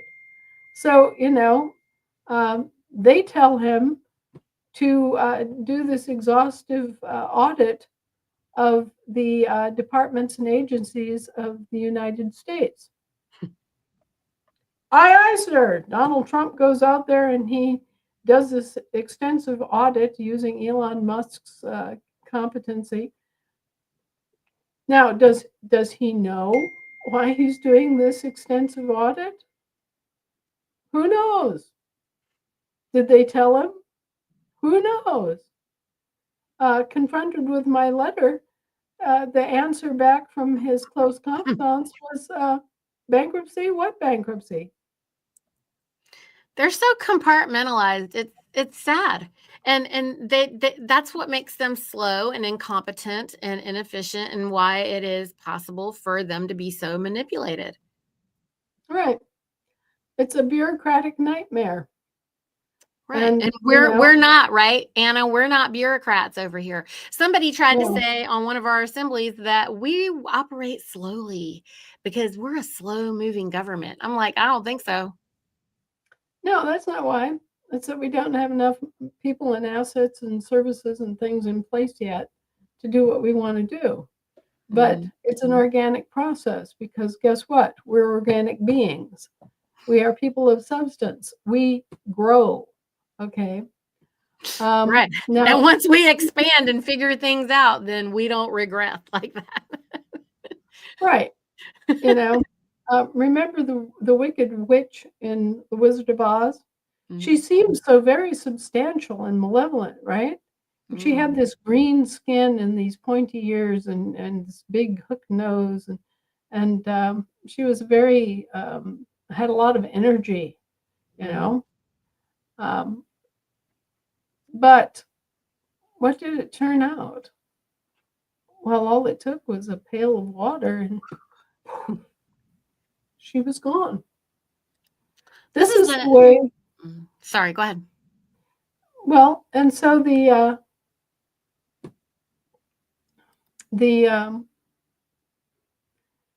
the whole thing of the corporations is the same way. They're legal fictions. They don't really exist. Mm-mm. Okay. So, how does this affect Mr. Trump?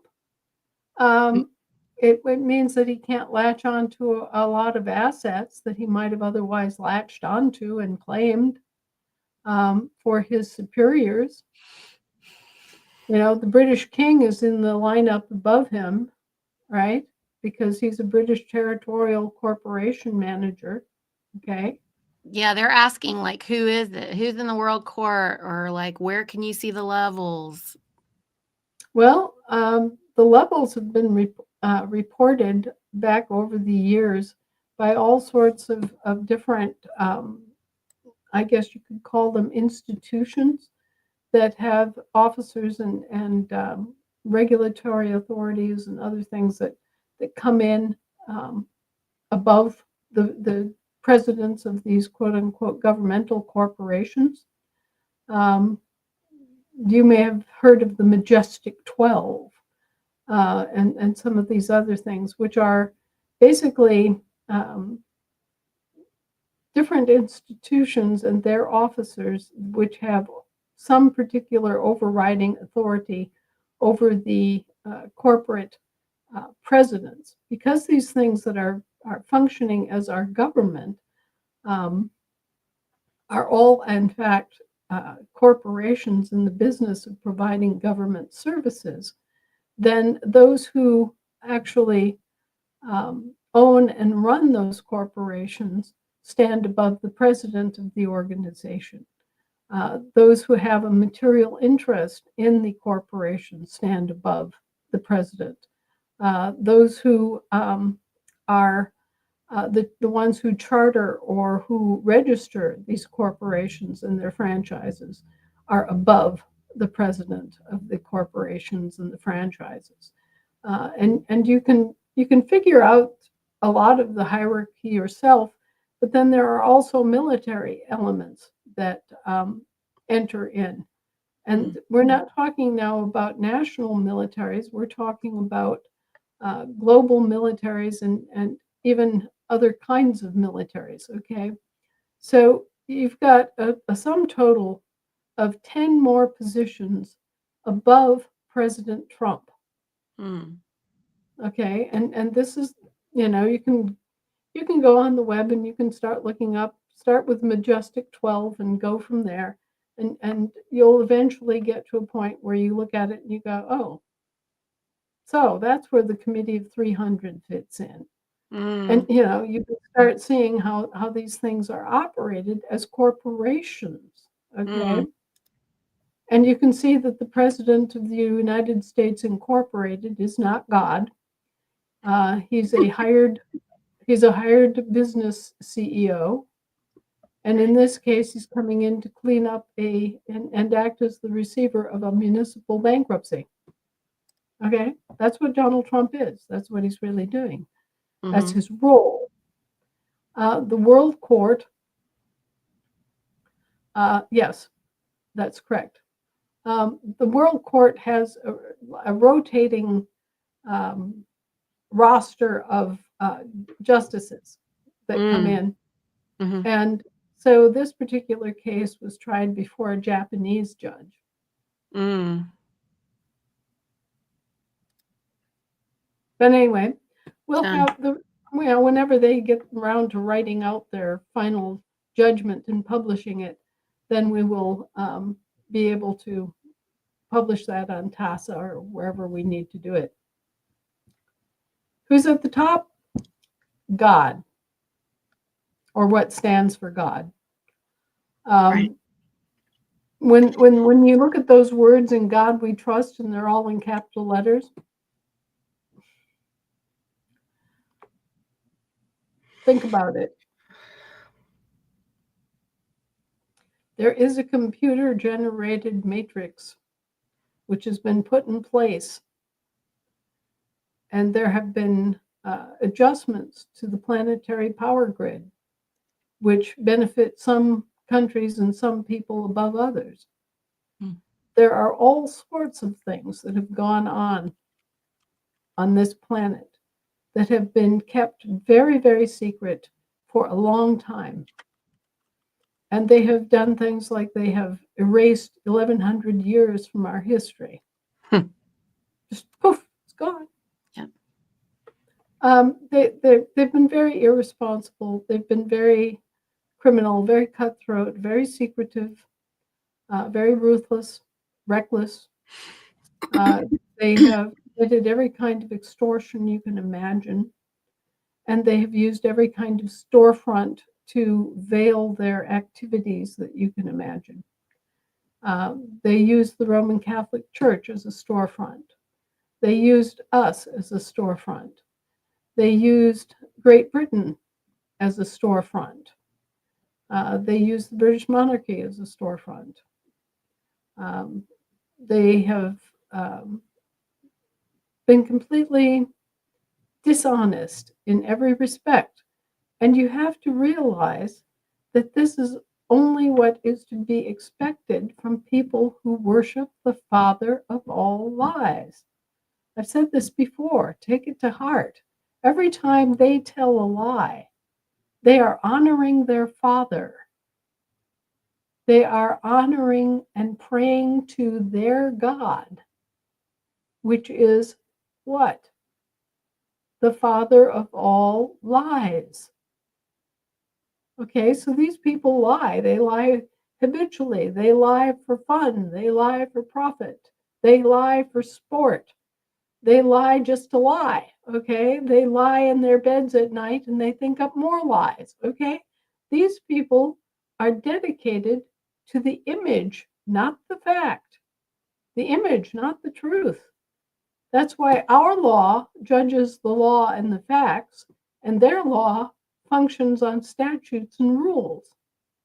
Anytime that someone talks about the rule of law as if this was our savior, needs to step back and vomit. They need to wash out their mouths with soap.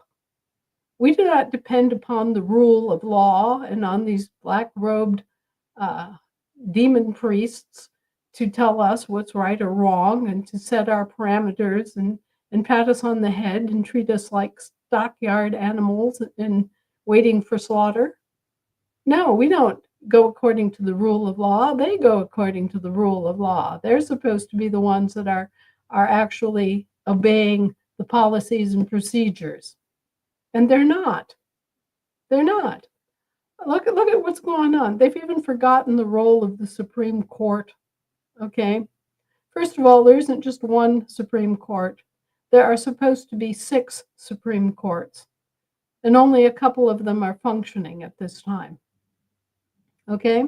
The role of the Supreme Court is to test what the corporation is doing against the standard of their contract. That's what they're supposed to be doing. Okay, so when President Trump goes running off into the bushes with his sword above his head, wailing away and doing this and that or the other thing, the Supreme Court is supposed to look at the contract, which is the Constitution of the United States of America, and say, okay, well, according to the intent of this contract that was written over 200 years ago, um, there isn't a single mention of health in the entire document. Therefore, uh, it's impossible for you to have been delegated any delegated authority over health,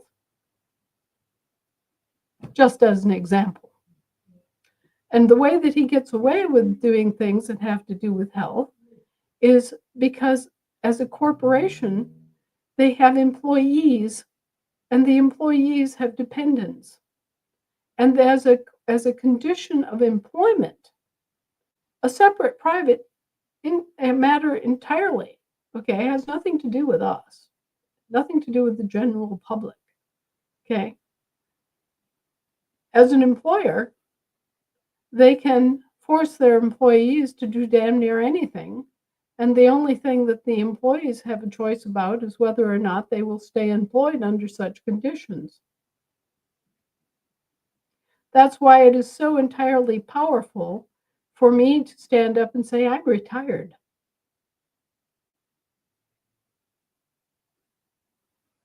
I don't work for you, and I'm not dependent on you. So go fly a freaking kite. Okay? Anyone my age can set themselves free. Okay? And they don't have any way to avoid that. Another way is to simply declare, I don't work for you. I have no obligation to you. I have no contract with you. And if you think you have a contract with me, it's time for you to put it on the table. And just be as clean and cold and simple and insidious as they are to you. Don't give them any excuses. Don't let them accuse you of any violence. Don't let them accuse you of any insubordination or any kind of impoliteness or any kind of contempt. Just stand there on your own little feet and ask them very distinct and embarrassing questions. Do I have a contract with you? Where is it? Please place it in evidence. I don't understand. That's my favorite. I don't understand your orders. I don't consent. I don't consent either.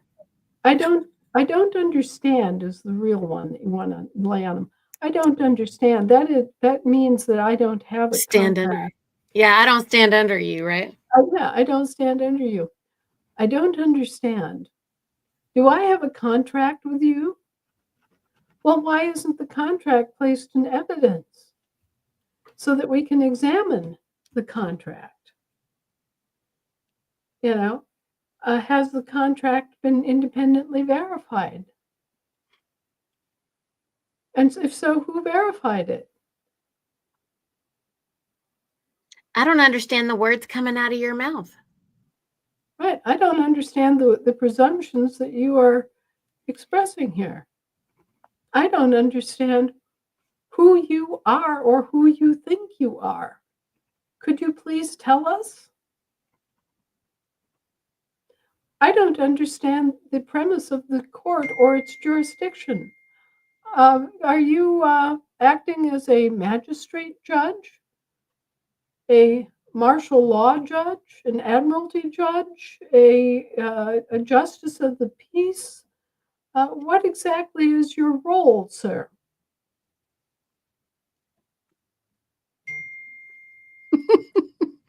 Who are you? All right. Do I have a contract with you? If so, where is it? Yeah. And guess what? They're not going to want to drag out a birth certificate Mhm. that was signed off on when you were 3 weeks old, That you didn't sign. that you did not sign. And on top of that, so many of these things are completely insupportable in any kind of court of law. We have lots and lots and lots of cases where there was one doctor in a county or in even a region of counties, 3 or 4 counties all bounded together. They had one doctor who signed off on all these birth certificates for them, who was British Tory, right? Mm-hmm. Who never witnessed any of the births, wasn't even there, didn't hear anything or see anything that the mother did, couldn't testify if his life depended upon it under oath that the woman ever signed the paperwork, Hmm. wasn't present himself to verify that any such baby was ever born. I mean, You why would see, they it's be honorable? well, they weren't, they totally were Mm-mm. not. But then that catches up with them in the end, because even their witnesses are phony.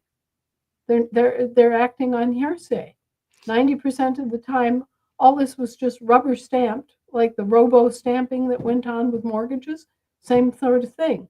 They just came in, and doctors who never saw you, never saw your mother, never examined anybody, weren't present during the birth process, were not there to see you pop out into the world, have no exact and direct knowledge of anything that went on, have nonetheless signed off on paperwork saying that, oh, for sure, you're a U.S. citizen. Mm. Anna, people are worried that they won't be able to get any inheritance. What they don't know is that you have already put $2 trillion worth of gold in a vault that's been audited. I mean, there's plenty of inheritance that you have been acquiring for. That's just the American inheritance. You've been out there recouping people's inheritance for people from and on all the other countries as well, right? Oh, we're just beginning. We're just beginning that process. 2 trillion is nothing. It's It's nothing, nothing. friends. It's It's a nothing. drop. It's a little drop in a very big bucket. Okay. Yeah, Anna's not So, letting um, anything go. She's not. I mean, she's all the way on the credit, making sure that it's being assigned back in the value of the silver. She's got all those little details. Um, they're they're just worried, Anna, and I just want people to remember what you've already told us, what we've already been able to read in a press release also, from the St. Crown Exchange talking about how much has been audited. That's just what they've audited. right. And remember that the World Court already agreed that the land and soil belongs to the living people. It does not belong to a corporation or franchises of a corporation. Right. It doesn't belong to the photo of the cat. It belongs to the cat. Not the Okay. papers. And don't be confused by the fact that it's designated as indigenous people. What indigenous means is that you arose from this land. Okay. It means the living people. The living people own the soil. The living people own everything associated with it. Okay. So there's no doubt anymore about the ownership. Mm-mm. Okay. We are the possessors and owners. We're not strangers here residing on a temporary basis in our own country. Right. We came from the dust. Yes, there he Our is. Iwasawa. This is the person. This right here, y'all, is the justice. He is the president of the court. Yes. Cool. Okay, so it's been decided in favor of the living people. And just because the Native Americans, the American Indians, are calling themselves indigenous all the time, doesn't mean they're the only indigenous. We will continue to live with them in peace and prosperity. Right. Us real ones. The people, the living people, those who adopt their true birthright standing and status and don't work for these foreign corporations, are by definition, the possessors of this land and soil. Mm-hmm.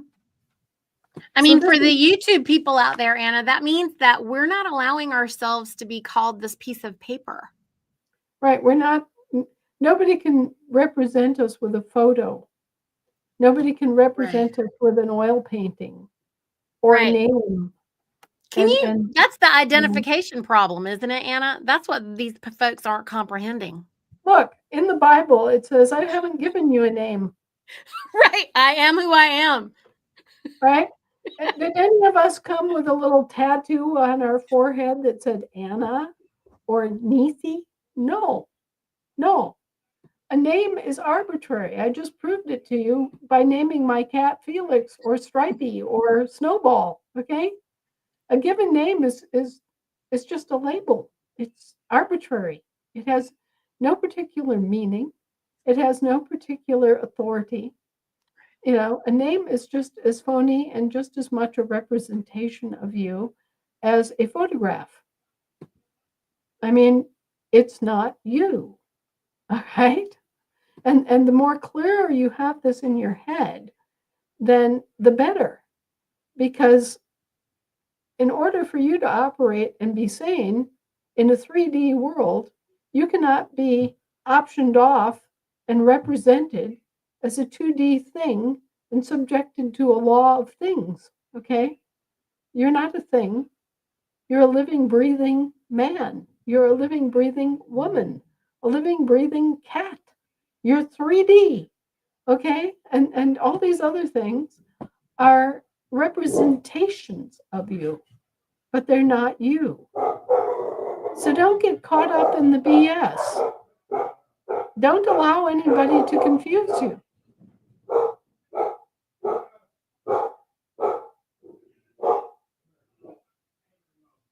And when It's someone calls out the name, when someone calls Niti Valley, you should ask yourself which one. right. That's when you're like, who's asking? Yeah, who's asking, and which Niti Valley are you talking about? You know, are you talking about me, the living woman? Are you talking about a representation of me? And if so, in what jurisdiction? And if you're talking about a representation of me, how can you prove that representation is a representation of me and not a representation of some other Niti Valley? You know, this is there is nothing more important than knowing who you are and what you are and drawing a line. You know, don't let these corporations operate franchises in your name and just acquiesce to this because it allows them to do all sorts of criminal activities in your name.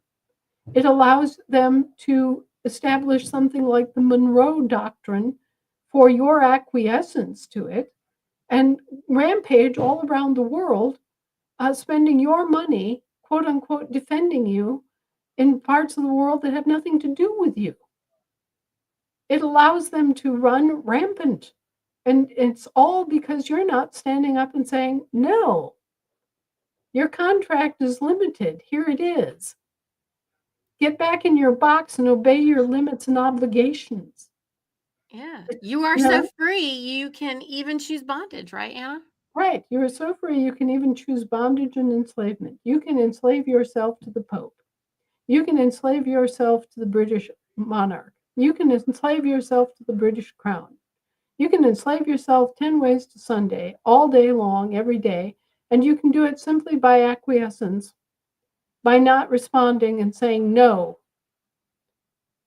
You know, sink the Monroe Doctrine, we don't agree. That's right. That's right.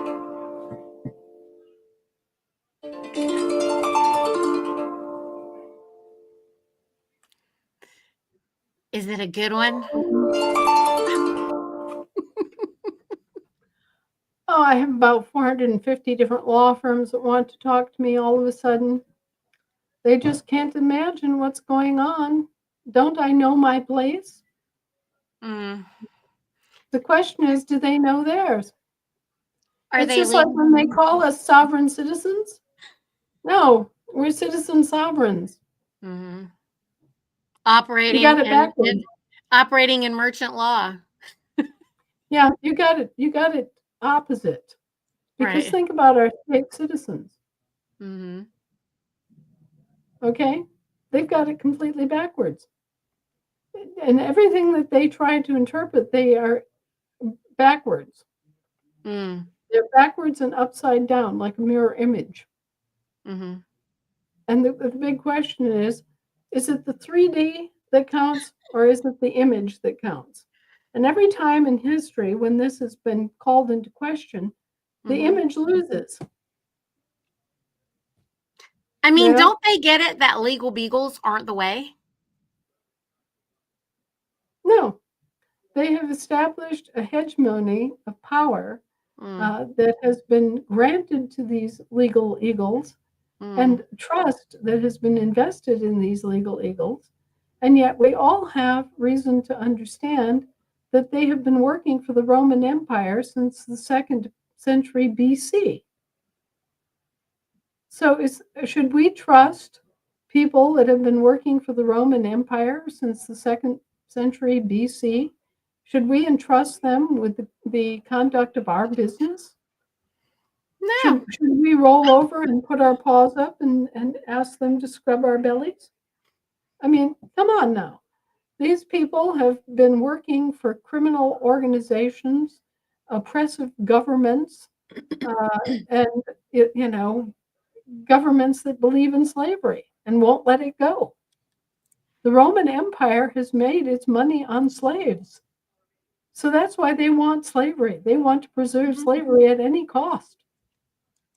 That's why the League of Nations was disbanded, because they just couldn't possibly make it without slavery.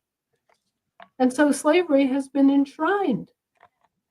And slavery has been made part of the Constitution of the United States of America because nobody stood up and called foul on it and said no. Okay? Look at that 14th Amendment. You will never see a bigger piece of legalistic gobbledygook ever. Okay? Look at that 14th Amendment. First, you have the 13th Amendment that just makes this broad, flashy statement slavery is abolished, which seems to say that all slavery is abolished. It's over, it's done. There will no longer be any slavery. Except that in the very next amendment, they not only institutionalized and enshrined slavery, they set it up in perpetuity. Hmm. So the 13th abolishes slavery and the 14th institutionalizes it. And you're sitting there going, what does this mean, Hiram? I just don't quite fathom it. You know, they say it's abolished, and here they say that it's institutionalized. They abolish it, and then they turn around and they say that criminals are slaves. Well, doesn't that just reestablish slavery on a different basis? Didn't we And just and all who get enslaved now? and who's determining who's a criminal? What law are we operating under here? If you abolish slavery in one part of the law, if you abolish private slave ownership, which is in fact what they did, but then turn around and open up the door for public slave ownership.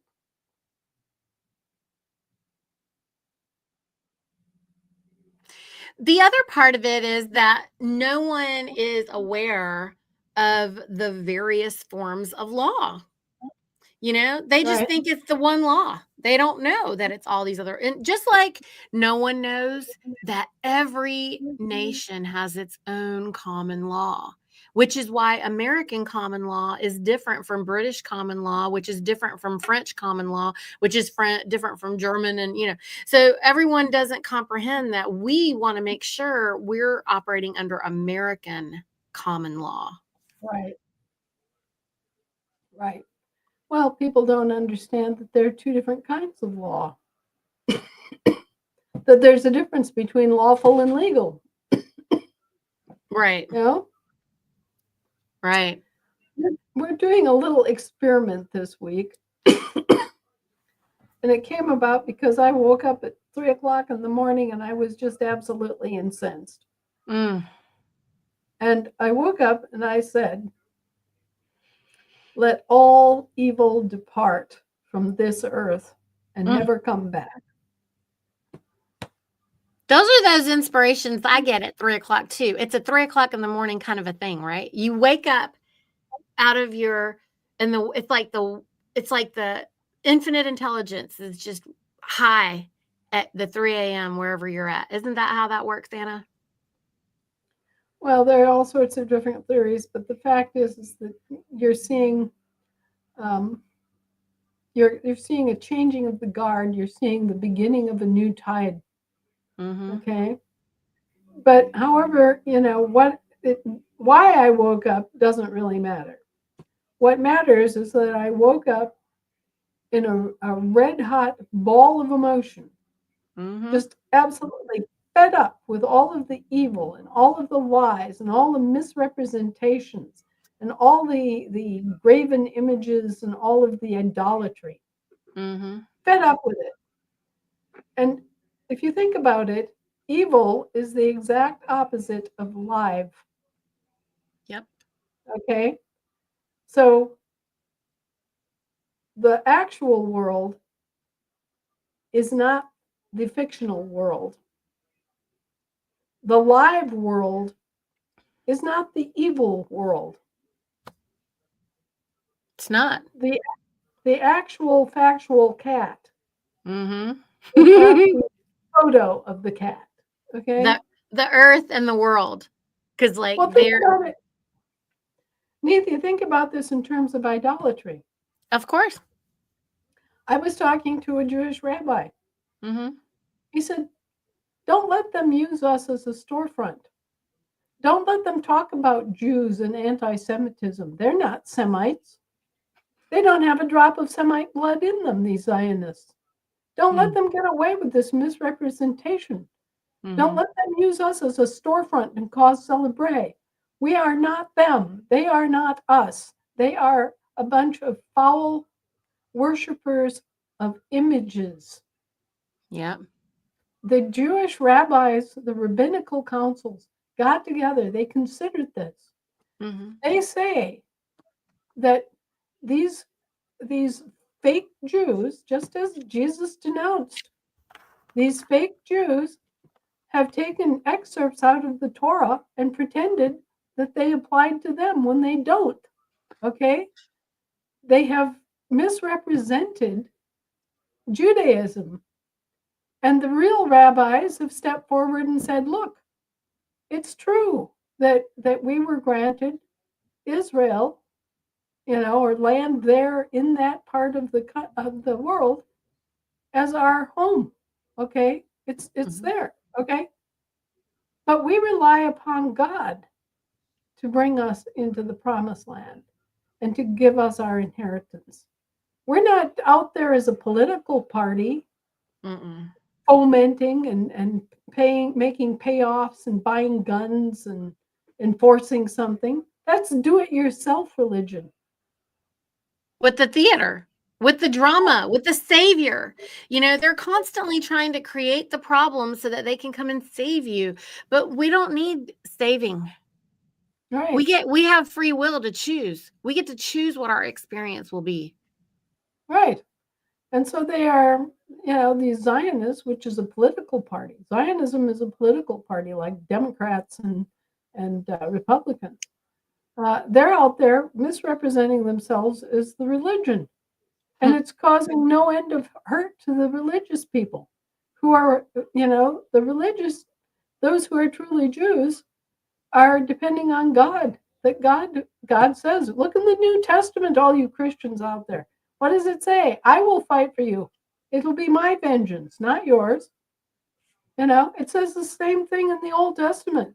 I will fight for you. What I give you, I will give you. They put their reliance on God. They do not put their reliance on the efforts and The the men who they made kings. right. They don't put their faith or their reliance on men and men's institutions. They put their faith and reliance on God. That's right. Men are fickle. Right. And so, it's totally wrong to be talking about this in terms of Jews or Judaism or anti-Semitism. What you need to be talking about are Zionists. And these Zionists have to be understood as political parties.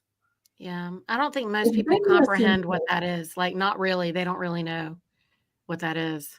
Well, don't dump it on the Jews. The Jews have done their part to make it clear that they are not part of the Zionist uh, operation, that they are not oriented toward that idea. They do not subscribe to Zionism. Right. And so they're being used as a storefront, just as the Roman Catholic Church was being used as a storefront, just as the United States of America was being used as a storefront, and just as many other countries and institutions have been used as storefronts for these no-gooders, including the WHO, the World Health Organization, which is an independent franchise subsidiary of the UN Corporation, which was first founded in 1943 in France under the Vichy French Nazi government. Okay, wake up. We don't have to have any contracts or business or any kind of authority exercised against us by the WHO Incorporated. Okay? We don't have to have any affiliation with the UN Corp. Okay? And this is something that people have got to understand. If it's not in the Constitution, there is no authority. There is no federal authority for any of it. There is nothing in the Constitution, for example, that gives them any role or any power related to health. And it's only through a treaty agreement that they got regulatory power over alcohol, tobacco, and firearms. Those are the only things that they have any regulatory power over at all. So if they come to you and say, oh, we're going to take regulatory power over that weed growing in your garden, you turn around and you look at them and say, oh, and says who? Where's your authority to regulate that? Well, we say so. No. Where's your regulatory authority to claim that you have regulatory authority over what I put in my gas tank? Where's your regulatory authority to limit how much electricity I use? Where's your regulatory authority to spray crap on my fields? Where's your regulatory authority to downgrade the amount of oxygen in my air? Where's your regulatory authority to discharge sewage into the Thames River? Where's your regulatory authority to do all the different things that the government does? Okay, they have no regulatory authority. They have nothing at all that says, oh, you can do this. And when you don't let them do it, when you call them out on it and you hold their feet to that fire, you can do it. I've done it. You can do it. You have to know, but you have to know jurisdiction, and you need to know who you are. And you also have to know how you're operating. And if you don't comprehend that and you don't know who you are and you don't know where you're from, then you can't do it. Right. And you have to be courageous because they're very intimidating and you cannot doubt yourself at all. Right. You have to stand firm. The moment that you doubt yourself, they see it. Go ahead and look up Mary Croft on YouTube. Okay. Mary Croft gets my all-time award for being able to shut down these bastards faster than cat crap. And she's not so flat-footed about it, you Good. know? Just matter of fact, no need for screaming, nothing to Mm-mm. argue about here, just Right. And then you just are quiet. You practice. Actually, you're in a staring contest with these people for most of the time. That's really mhm, what it is. I know I was in one with them for over an hour every single time. Every time they would come around, it would be like for a whole hour. I'm like, can you please leave? yeah, You just have to stand there. yeah, and, you showed me a court order from a foreign court? That's your authority? Hmm. You think France has something to say about Germany? Yeah, come on now. That's right. Mm-mm. Do you have a copy of my death certificate? Right, do you have a copy of my death certificate?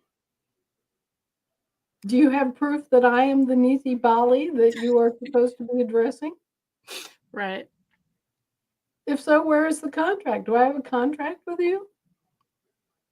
Give it to me in writing. You have something in writing for me?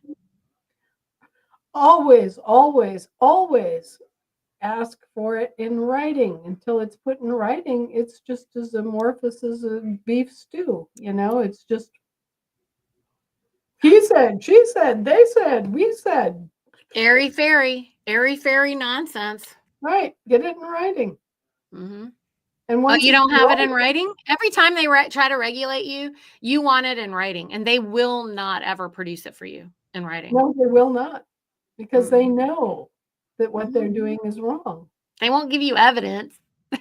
They'll It's just called stand in front of you with guns. Yeah, it's called exceeding their regulatory authority. They do it all the time. Intimidation. That's what they're good for. Intimidation. That and they try to overstep. They constantly try to, inch forward to Mhm. get some more little bit of a handle on you. Mhm. They want a foothold on you. You walk them right on down to the street and just stand there. Right. Yeah. Mhm. Just say, hey, come on here, honey. I'll show you something. There's the road. You're There it now on is. private property. That's right. Here's something for people. If you have trespassing signs, you have no trespassing signs or private property signs, you Mhm. need to go out there with a permanent magic marker, write down your name and your mailing address Mhm. and a phone number text. Mhm. Because until you do that, it's a notice without an address and it does not have any power. Right. You have to It's take only responsibility for when you're putting somebody on notice, then you have to take the responsibility for that notice. Right, and if you're using plastic signage, remember that over time, light will degrade the ink, even if it's permanent ink. And you'll Yeah. have to go down there and renew that and put up, make sure that it's legible. Mhm. Or if Even it's on a metal, small, because I had mine made in metal and they'll fade. So you just have to redo them from time to time, you guys. yeah, you do. And Yep. just keep on doing that and maintaining that because otherwise they'll come in on you and they'll say, well, what private property sign? We don't see any sign that's attached to any private ownership. There's no name on the sign. Yep. They love to Believe play dumb. Well, and they like to foist things off on you. And remember, they're operating under their version of Roman civil law, which says, "Let him who will be deceived be deceived." So they Mhm. come and they allege that someone named John Brown owes taxes. But which John Brown? Is it this John Brown or is it a corporate franchise named John Brown, an image? Are we dealing Mhm. with the cat or the photo of the cat? Which one? You may own the photo of the cat. I don't give a good goddamn, right? It's your photo. You take responsibility for it. You own it. You pay its expenses. You know. Otherwise, leave me alone. Right? If you can tell the difference between a cat and a photo of a cat, you've got this one. Okay? It's all in your favor. And they're the ones that are guilty until proven innocent. Anna, Mary Croft, how do you spell her last name? Croft. Okay. Croft, like And a then crop. what does she talk about specifically on YouTube? Well, Because there's 10 million of them that come up. she's a Canadian, Oh, and well, that'll help for one thing. Sorry, go ahead. well, the only thing bad about Mary Croft is that she's a Canadian, you know, and so she's dealing with Canadian courts and Canadian law. But man, she can shut them down faster than fast. So we can just say And, Canadian and just court. get that attitude, get her spirit, get her attitude, Mm-hmm. because that is so crucial that you have to know who you are. You have to know what's yours. And you have to stand there and you have to be the cat. You cannot just, you know, try to waffle wiggle your way through life. You have to take a stand and say, no, I'm not the cat, or I am the cat. And you have to really be determined about Right. this. Otherwise, they will come in and steal and Yeah. they will destroy. You know, I shared a link, you guys, here in the chat, where is it Marcy Croft or Mary Croft? Mary. Okay, because there's a Marcy Croft that legalizes cannabis. Well, good for her, but I Mary know. Croft is my age or older, and Okay. she has some absolutely slam dunk court cases where she served the courts in Canada their heads on platters. Oh, I see. Okay. I think I found her. She's talking She's about land wonderful. and sea law. Yeah, she's wonderful. But Okay. anyway, it's her attitude that is so potent. Got I it. mean, when she goes in there, there's no doubt that she is the cat. Okay. And there's no doubt that she knows who she is and she's not putting up with any nonsense. And that, she's just as nice and polite, but she is completely cut and dried on the facts. And, um, there's something about that spirit of complete knowledge of who you are that Mhm. comes across. And we all need to practice that and know that and be set in it and be determined and be relaxed and be happy because you're the cat. You're not a representation of a cat.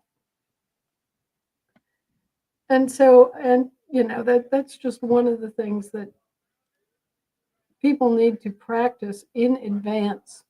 So when some goon shows up at your door, you're not sitting there going, oh my God, it's a goon, it's a goon. Okay. I know you have to practice the language and that's why it's very important that as we're reading everything and we're listening, we have to practice using that language and changing our vocabulary. And, um, I mean, we were taught to speak incorrectly for so long. Right. So Yeah. it's really difficult. That's why listening to the meetings, it takes years. It takes a few years to start changing, turning everything around and, moving the momentum in a different direction. It's not something that you can do, like lickety split.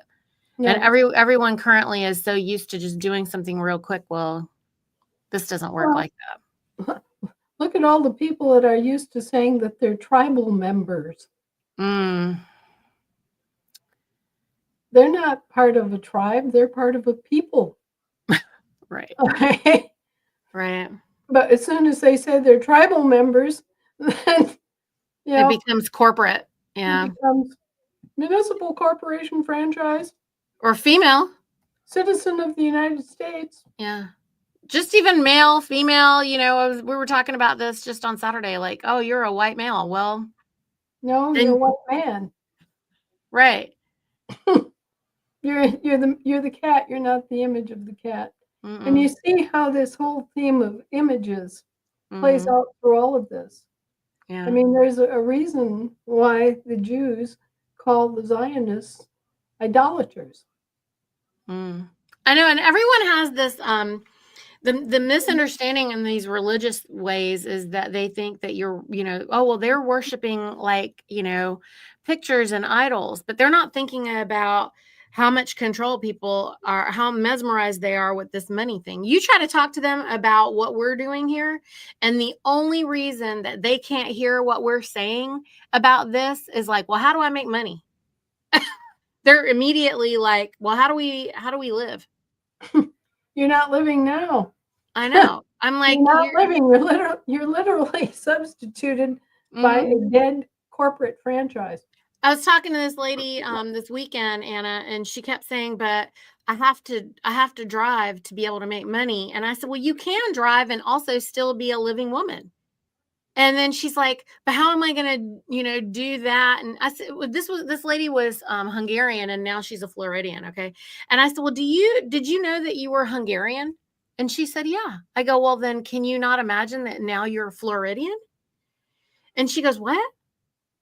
And I said, "Do you know that?" Because she's been on Florida now for 25 years.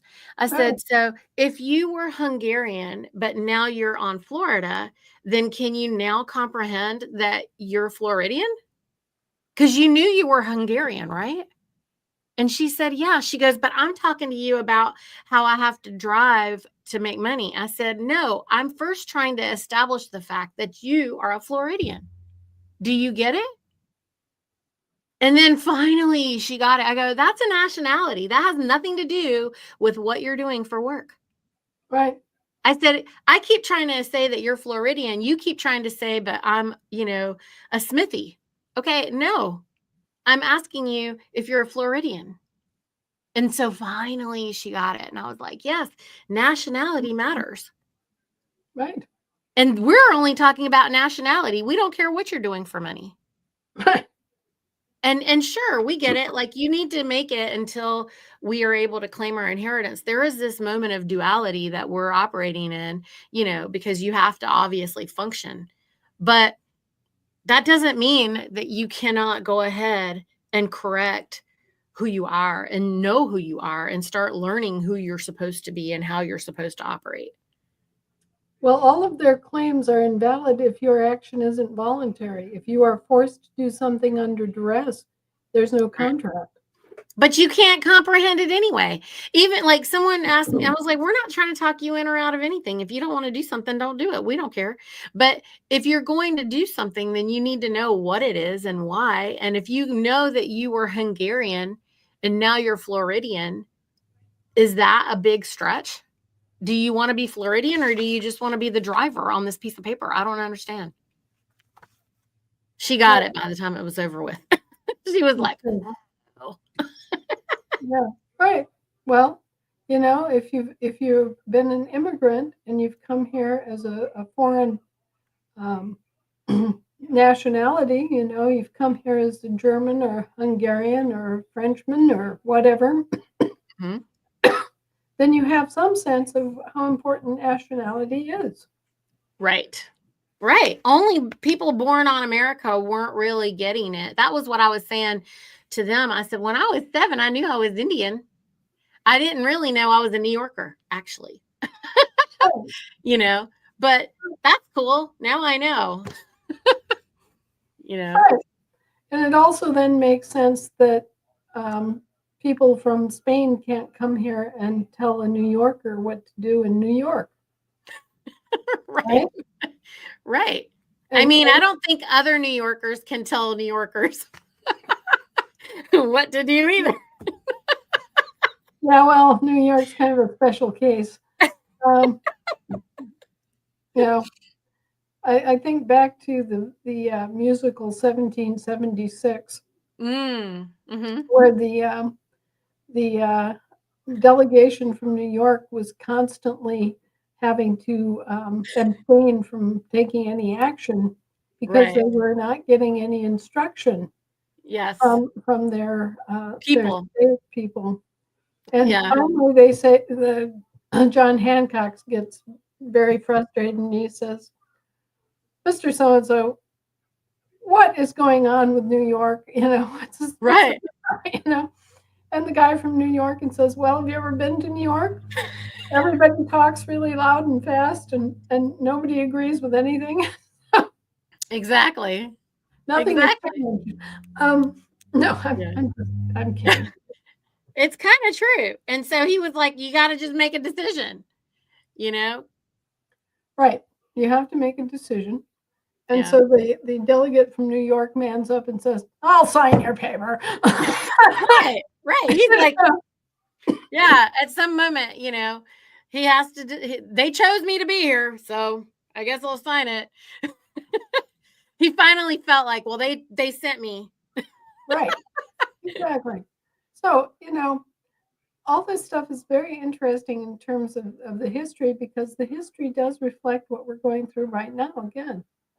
If you go through the Declaration of Independence and you read through the list of grievances against the British king, you'll realize that the same exact list of grievances still exists today.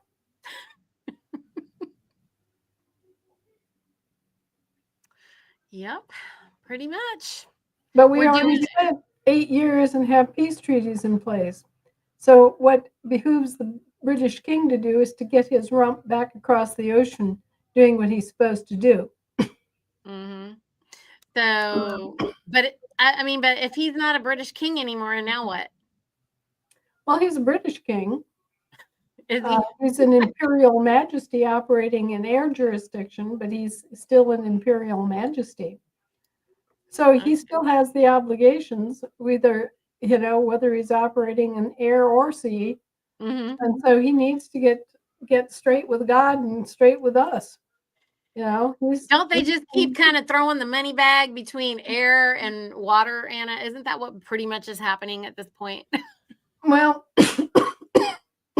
this is the way it has worked in the past. The air jurisdiction municipal government corporation goes bankrupt.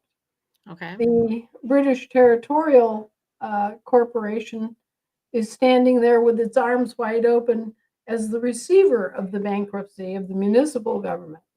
So all the assets that were in the municipal government get dumped into the arms of the British territorial government. And they get to, as the receiver, make the decisions about what they keep, what they give away, what they liquidate, what they sell, right? Mm.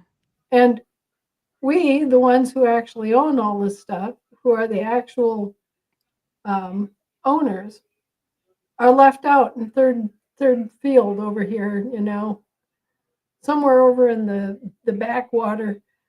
We're not told anything about this cozy arrangement. We're not asked anything about how they reconfigure everything or what they keep or what they sell. It's all handled for us because the British territorial government is representing us. Okay? So the municipal corporation goes bankrupt. The territorial corporation stands there as the receiver, receives all the assets of the municipal corporation. We're left out of the entire process. The territorial corporation cleans everything up nicely and does all the dirty work. And then they give 60% of the profit back to the Pope, who owned the municipal corporation that went bankrupt.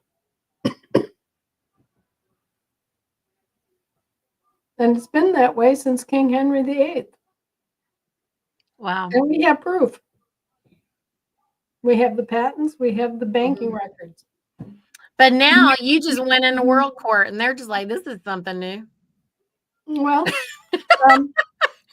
it was Chief Fast Horse was the presenter to the indigenous people, but which means all of us who are indigenous to our state, right? Right. And so they had nothing they could say to Laverne. That's awesome. And some of the things he argued, I wouldn't have argued because there are too many arguments against some of the stuff he said. But bottom line, the people of substance own the world of substance. 3D owns 3D. And the only way that 2D has any part of 3D is if we give the 2D entity, the corporation, some specific authority or role. Well, we're the creator of the 2D. Yeah, we're the creators all the way through. So, Okay. The idea that a corporation can commandeer the 3D world is crazy. Right. So, anyway, Hmm. they don't have a contract with us to administer our property, to take charge of us, to act as our representatives in numerous capacities, including anything about our health. And so, lacking an explicit agreement and contract, they have no leg to stand on. How's this going to work here in May? This is 2025. May of 2025, they're trying to enforce this real ID crap. And so, those of us who have the passports, that's one thing. There's a whole bunch of people right now who have not already gotten their passports. I know everybody is constantly worried about trying to get a 5-star passport, friends. I mean, at this point, who cares? You should be able to get a passport without having to state that you're a U.S. citizen. And what they've done, Anna, is they're making it all digital, of course, so that you have to choose what they want you to choose. You can't write that you are a non-U.S. citizen. Okay. And those passports were made for us nationals. And this is what they're trying to do. Do you have any information for these folks or any advice for anybody who doesn't have a passport already? The only problem with the passport is how you sign it. But what we're saying is that if they make you fill the form out and say that you're okay, I just want them to hear you say it, Anna, because they're terrified to be to be saying and agreeing that they're a U.S. citizen, even with this, what did you call it? Well, you can move your photo wherever you want your damn photo to be, Oh, right. Your corporation. So this answers this question. So they're saying, Revolut makes you a U.S. citizen. How does Anna feel about that? Well, probably the same way, because we have control over all of our creations, right? Right. And so, like I observed to you, I'm retired. Right. And I'm not a dependent. So then we can just do that. When we sign the passport, you told us to put retired. Yeah, when you sign it. All right. It's how you sign these things and how you, you set the terms of the acceptance. Do you retain all your rights? Yes. Do you retain all of your copyrights? Yes. Reasons to make sure, friends, that you get a passport book because you want to be able to write in it. And, because a lot of folks just want to get this card and you really want the passport book. Yeah, well, the passport is what gives you access to the rest of the world. Right. The card only works between Canada, Mexico, and the U.S. Right. And remember, the ownership of the U.S. has now been established. It belongs to the living people, the people of substance. It does not belong to corporations, and we are not being represented by corporations in this. Wait a minute. Did I miss that little bit right there? What? That the people of substance own it? Yes. Where was that established? That was just decided in our favor in the World Court. Okay, so that's part of that. Okay.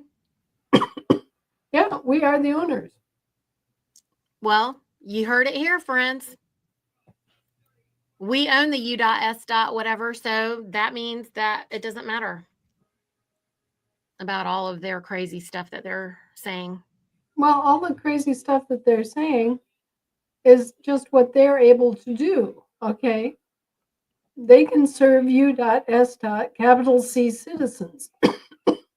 Well, they created a franchise that says, named after you, that is a U.S. capital C citizen. That was their gift to you. That's the only way that they can represent it. Okay? Mm-hmm. If that was their gift to you, then you have the right to dispose of that gift and use it however you see fit. Okay? Mm-hmm. You're not under their restrictions or regulations. You can use that U.S. citizen as a vessel under your command. Mm-hmm. Okay? And your command says, dry dock it. Anchors away. You know? Yep. So don't be buffaloed by these contracts that they exercise under duress because they're set up the way they are. That's duress. All you have to do is recognize the duress. Right. Via con actus or via act. Well, when they make us do things under duress, And they do all the time. yeah. So, hold their feet first to the fire. Don't Mm-hmm. don't ever don't some people get so steamed up. Mm. We had an incident this morning. One of our guys is so passionate about this that he always wants to fight with them. He Mm. wants to get in a slugging match. He doesn't care if it's a legal slugging match or a bar brawl. He's up for it. And I understand that. I went through a period of time, and I think that we all do. We wake up, we realize what our employees did to us and have misrepresented about us and all the liberties that they've taken with our money and everything else. And it is hard not to just get furiously angry. Okay. And I actually encourage people to get furiously angry. But then realize, step back from it and go, okay, well, I had my anger. Now I'm going to have my denial period.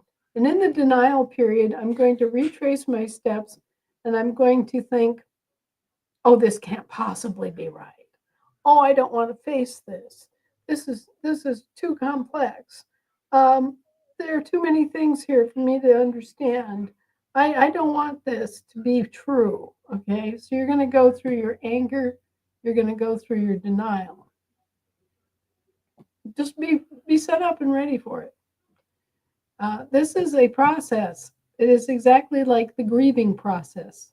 And in a sense, you are grieving because you had this wonderful idea of what America was and, freedom and justice for all, right? And then you find out that it's a crapshoot being organized by criminals and crime syndicates, and that these crime syndicates, foreign crime syndicates, have been operating in your name. That's a lot. You realize that you've been defrauded, abused, used, cheated, harassed, threatened, and have had your own employees rob you, jail you, subject you to foreign law, and all sorts of other evils. Of course, you're going to be angry.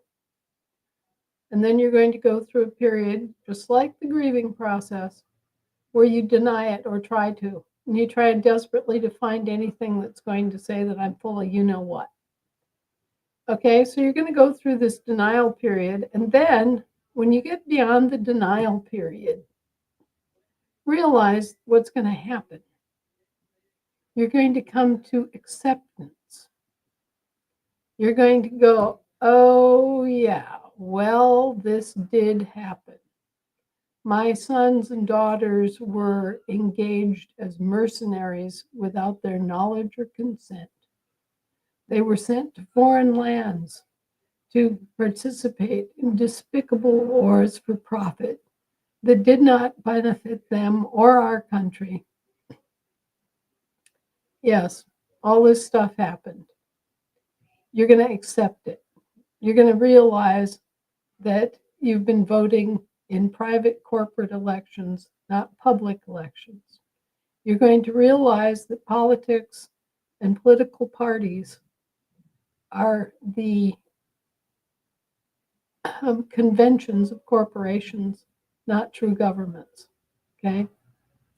You're going to realize that you've been sold a bill of goods, that the money is phony, that it's just a promise to pay, and it doesn't even stipulate when it's going to be repaid or in what kind of form it's going to be repaid. You're going to realize that you've paid off a mortgage for a foreign franchise corporation, and that at the end of the day, they don't even possess the property to give it to you. All you've got is a future lease purchase agreement. That's what they call it. When you pay off your mortgage, the bank acknowledges that you have a future lease purchase agreement, but you're still going to have to lease it until then, and you're still going to have to lease purchase it from the real owner, who, guess what, happens to be you. This is how twisted this is. This is how convoluted and false all of this is. Okay? Anyway, you're going to get to a point where you accept that this is true, that you've been used, abused, defrauded, harassed, violently assaulted, denigrated, mischaracterized, misrepresented. And then you're going to get this wonderful moment, which came to me many years ago. I still get fired up, as you can tell, but there's this wonderful moment where you just sort of settle into an absolutely cold determination, and a sense of peace descends. And you are absolutely certain within your soul of souls that no matter what it takes, no matter how long it takes, no matter what you have to go through, you aren't going to let this stand. You're not going to put up with it. You're not going to play into it. You're not going to be an accomplice to it. You're going to bring it forward as the crime it is before the entire world, and let the world see what they've been pandering to, and see how the institutions have failed them, and see how the individual politicians have failed them. Do you realize that the members of the Congress sitting at the time exempted themselves from taking the mRNA shots that they pushed on everybody else? Every single member of Congress that voted to exempt themselves and their families and their staffers and their staffers' families from taking the mRNA shots knew the truth. Every single one of those men and women knew the truth, and they exempted themselves. That, to me, is the smoking gun. That is the absolute truth, and that is the absolute proof that they knew, and they condemned all of their countrymen, all these little babies, all these kids to death. There was a Pfizer study of the first version of the COVID vaccine, quote unquote vaccine. It's not a vaccine, never was. But they had a process one version that they tested in 2013 on 200,000 people. And there are now 5 out of 200,000 left alive 12 years later. Think about that. They knew. Every single one of those rats needs to be pulled out, paraded in the streets, stripped of all power and authority, all office, all pretense of office. They all need to be dealt with, and they need to be dealt with now. They all need to be taken out. They all need to be put Tarred in and feathered. military tribunals. I don't care what the hell, but it needs to be taken care of now. And Mr. Trump needs to stop supporting any and all vaccination campaigns by the WHO, the FDA, or any of these other yahoos. Mr. Trump needs to get his head turned around on his shoulders and very clearly see that we do hold him responsible for his part in that. And if he's going to plead that he didn't know, well, that excuse is expired now. He knows with bird flu. He knows with all these other things. There's no excuse for him to continue to support any kind of mandatory vaccine program at all, ever again. And if he does, then he's one of them and he's in the crosshairs just like all the rest of them. Now, the other thing that Mr. Trump needs to get rid of is this crazy Zionist crap. Because sitting there and trying to justify giving $16 billion of our credit to Benjamin Netanyahu so he can buy more bombs and more missiles and more expensive drones to tear apart Gaza and Lebanon. No. This is not anything within the purview of the United States of America. This is not something that it was created to do. This is more politics. This is more paying off campaign contributors. This is more religious bigotry. It says, do not kill. It says an eye for an eye, a tooth for a tooth. It does not say 55,000 teeth for one tooth. Benjamin Netanyahu can't count. Benjamin Netanyahu is an evil man. Benjamin Netanyahu and everything that he stands for deserves to be denounced. Not because he's a Jew, but because he's evil, because he's crooked, because he's unreasoning, because he is a crook and a criminal of the first degree. Like I say, we don't have to get into religion or politics or anything like that. We can just say he's a criminal and mean it. Doesn't have a damn thing to do with his cultural or religious or other background. The man's a murderer.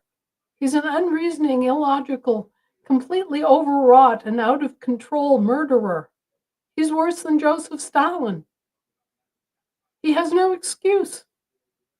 No. And Mr. Trump is supporting him and sending him billions of dollars worth of armaments on our credit. Trump just pardoned one of the most infamous spies that we've ever had in this country, who was taking all of our secrets, all of our military, everything to Israel. And Trump pardoned him. He was sentenced to a life imprisonment, and Trump just pardoned him, sent him back to Israel with a pat on his head. This craziness has to end.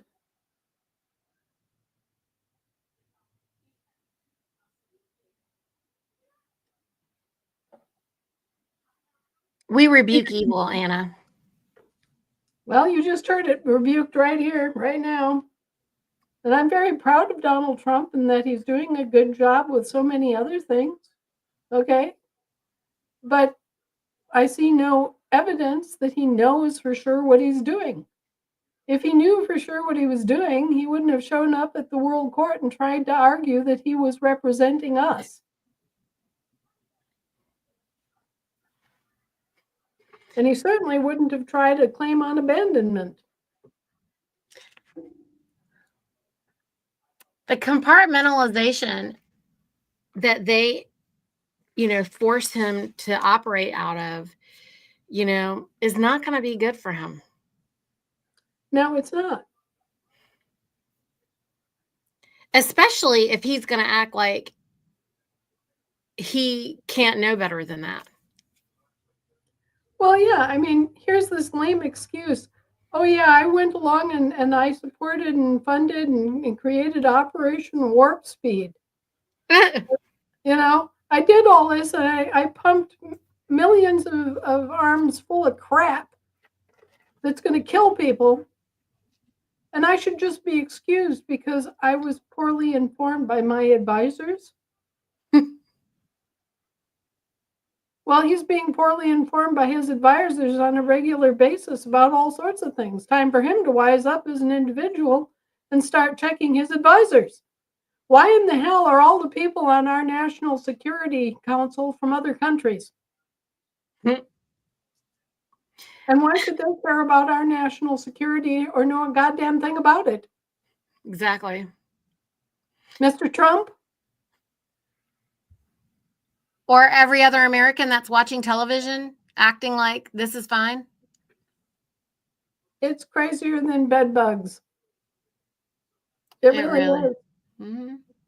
And these people have no concept that they're doing anything wrong. Most of them just think, oh, well, I have my orders. It's that psyop, it's the psychological, manipulation, because he doesn't believe that he ultimately is actually responsible since he's the puppet. Right. Following orders. Right. Well, and we know from the Milgram experiment that 67% of otherwise normal human beings will use authority as an excuse to do heinous crimes. It's terrifying. That experiment is terrifying. Yes, it is. And it's been used against us. So the rest of us have to wise up. The rest of us have got to say, no. Yeah, I mean, folks are just sitting around here, but most people, Anna, on America, they're not going to speak up against. I mean, we're because they're politically correct. Let's just get there. They're so busy being politically correct, they won't speak the truth about any small thing, so as That's not what to. happened in Nazi Germany, too. Right. This is what I want to make plain to everybody who's walking the streets right now, who thinks it's fine. This is No, it's not not fine. fine. And it's not fine that they're arresting people who are speaking out in support of the Palestinian victims of a genocide that is absolutely obvious and shameful. And trying to pretend that speaking out against this evil is somehow anti-Semitic and based on religion or ethnicity. It's a crime. It's a crime. It's a crime like murder is a crime. Wake up, everybody. These are criminals. These are mercenaries.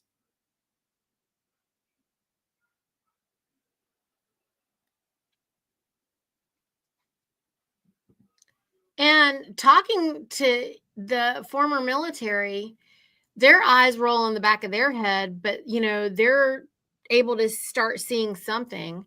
I can't imagine the ones that are in the military actually this red hot minute.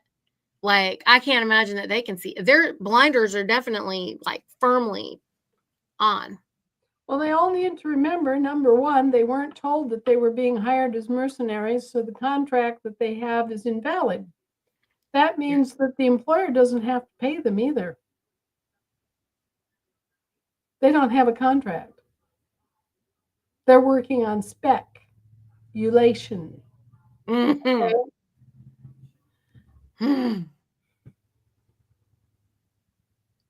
Mm-hmm. And look at all of the former retirees from the various armed services and see how they've been treated. You know what they do with veterans who get to be of a certain age? They're sitting there pissing their own pants and can't walk. You know what they do?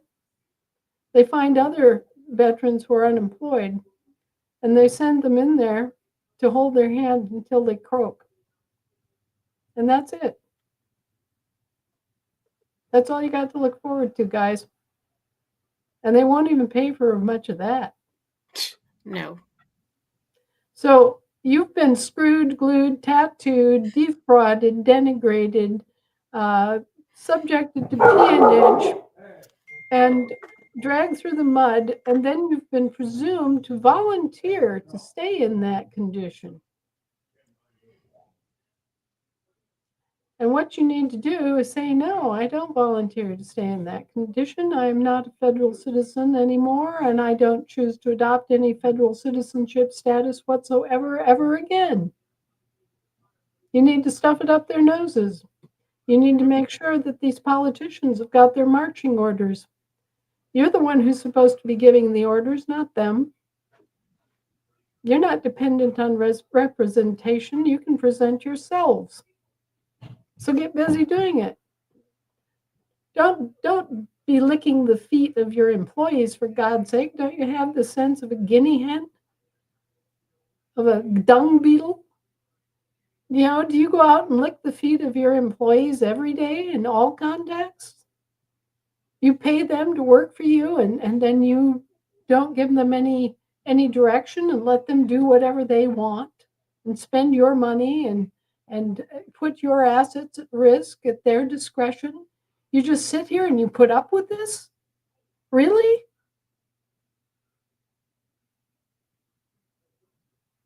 That's what you've been doing. What do you think self-governance is? Do you think that that's something that just kind of goes on through the ethersphere with no words or action on your part?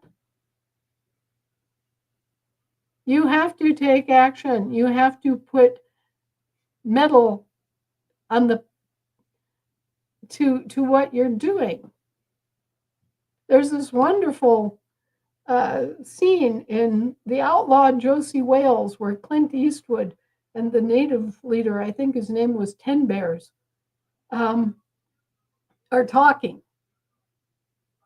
And Clint Eastwood is laying out a proposal for how him and his little group of pioneers can live in peace with the Comanche. He's basically just making an offer. We're all men here. Let's all live together. Let's have an agreement. And they agree because Clint Eastwood has come to this parley well knowing that he can be killed. He took his life in his hands to go to have this little talk. Okay? We have to have that same courage. We have to have that same determination to live or die. We can't just be sitting around on our thumbs accepting whatever the nanny state tells us, because the nanny state is eating us alive. Okay? The nanny state is denigrating us. The nanny state is defrauding us. The nanny state is endangering us. The nanny state has absolutely no concern about our welfare at all. Okay, the nanny state is a vicious corporation that has run amok for 160 years.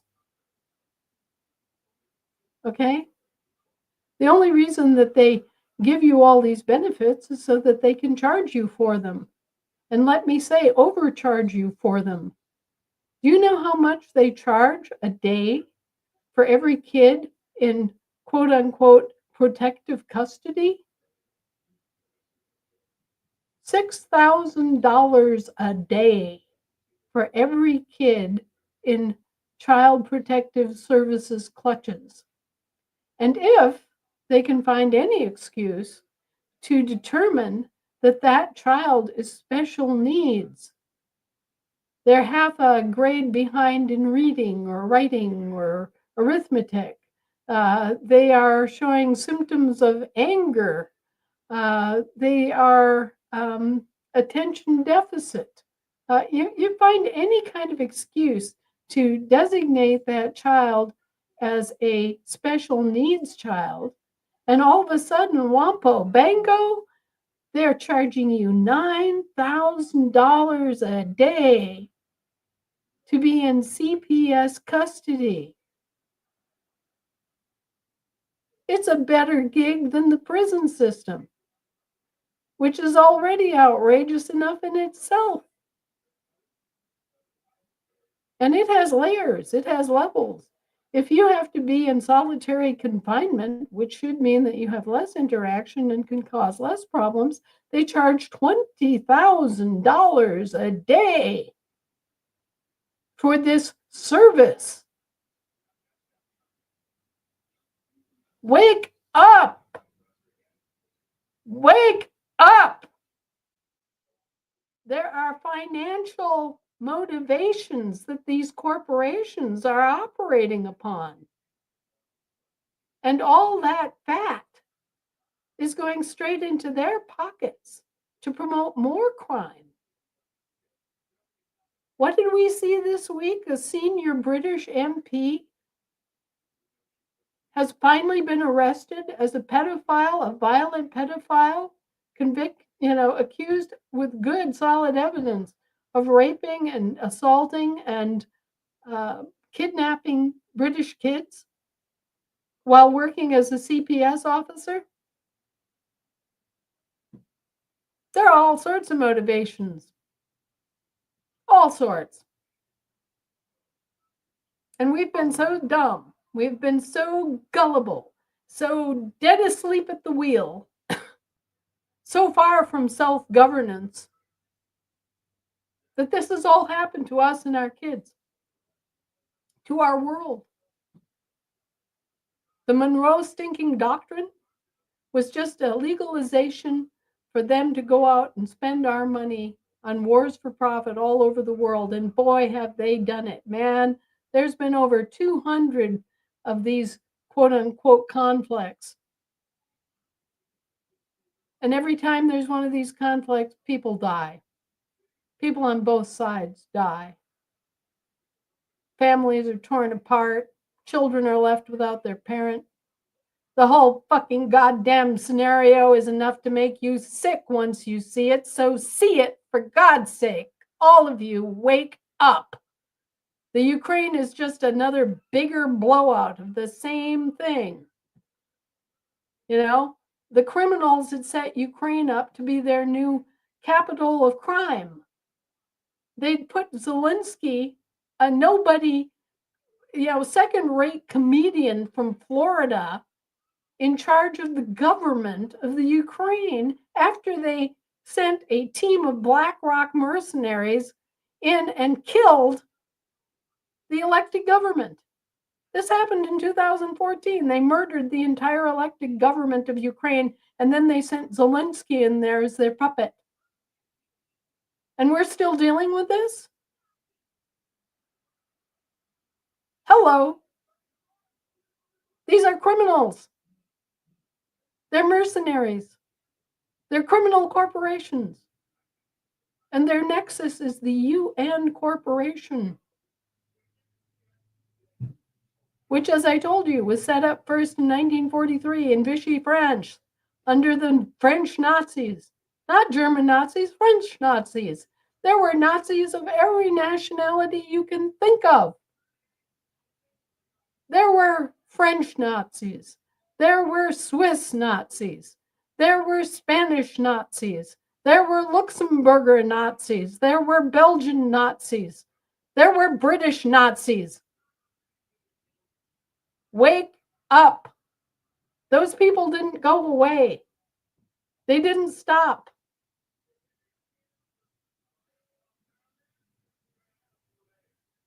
We have got to get a handle on this, and the only way we can get a handle on it is by getting organized and getting educated and self-governing.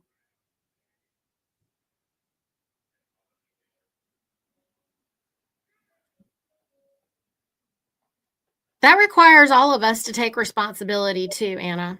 That's what Yeah. everybody needs to get ready to do. And, it's very difficult. People are having a hard time with this, but we have to, like you say, stop lying. Stop lying to yourself. And stop being clueless. I mean, Yeah. use your brain. Look at what's going on around you. Now that somebody clued you in that that piece of paper is a promissory note, otherwise known as an IOU, realize what you're doing. When you accept that as payment, that's Cousin Eddie handing you a promissory note. Okay? Yeah. And you're trading your goods and your services for that. You're worried about having more money. That's not money. That's debt. That's debt, you That's the reason why we look, Anna, on the Saturday meetings when those calls are going really well, by the way. Of course, there's like, only a handful of us doing them. But rethinking how to operate in business and doing an exchange in real time and just representing ourselves in reality versus the orthodoxy, you know, Right. because for everyone to stop arguing for their own limitations just to say, well, I'm not allowed to do electrical work for somebody without my license. And I'm like, okay, well, if you can't renew your license tomorrow, but you've been an electrician for the last 25 years, did you all of a sudden forget how to do whatever you knew how to do for all these 25 years? What are you talking about? Like, I mean, my hairdresser, she doesn't get her license. You think she doesn't know how to do my hair anymore? Are we going to a new hairdresser because they don't have a license? A license is permission to do something that would otherwise be illegal. Is it illegal to cut hair? Is it illegal to do electrical work? Is it illegal to get married? Is Oh, it illegal to travel from one point to another? No, it is not. So what the hell is going on here, folks? I'll tell you what's going on here. It's not illegal for you. It's illegal for them, for the mm-hmm. foreign citizenry that's here in this country, supposedly to provide us with essential government services. For the corporatocracy, not for the living men and women. And Right. people are terrified, Anna. I'm telling you, like just trying to get this through their heads. That's what I'm investing in. That's what me and Greg are investing in. Well, And get the disclaimer program out there so that they can see what they're actually dealing with. You have to be licensed to provide services to members of their foreign citizenry. mm, So you have to be a medical doctor, and you have to be licensed to provide services to U.S. capital C citizens. mm-hmm, Okay? As a private physician, you don't need a license at all. that's right. This That's God's honest truth. And right. also, they don't This have is any not money. true. I want them to know, Anna, this is a lie. And I'm sure Anna has plenty to say about this right now. And also, so Anna, you say your part, and then also, whoever this is, why you do this to me, come to the Saturday meetings and talk it out with us. Right, right. You're the employer of these governmental services corporations, and they're going to tell you what to do? Really? Like I just said, it's time to figure out who's wearing the pants around here. Time to figure out who's actually paying the bills. And it's time for all of us to get organized and tell our servants what they can do and what they can't do and what their contract says. It's time for us to enforce the constitutions. That's right. Right, and there's a very famous case that speaks exactly to that, which says no state can convert a right into a privilege so as to license that privilege and make money. Murdoch versus Pennsylvania. And it says state, but bear in mind that can be any kind of state. That can be a state of state, which is a confederate state. It can be a state trust state. It can be a municipal state, a territorial state. Any one of the photos of the cat or the videos of the cat, any of those fictitious things there that are just kind of parading around, creating their own separate reality, all of those things are subject to us. Okay? And the only way that they get away with this is that as a foreign employer, they can set the rules that their employees and dependents have to abide by.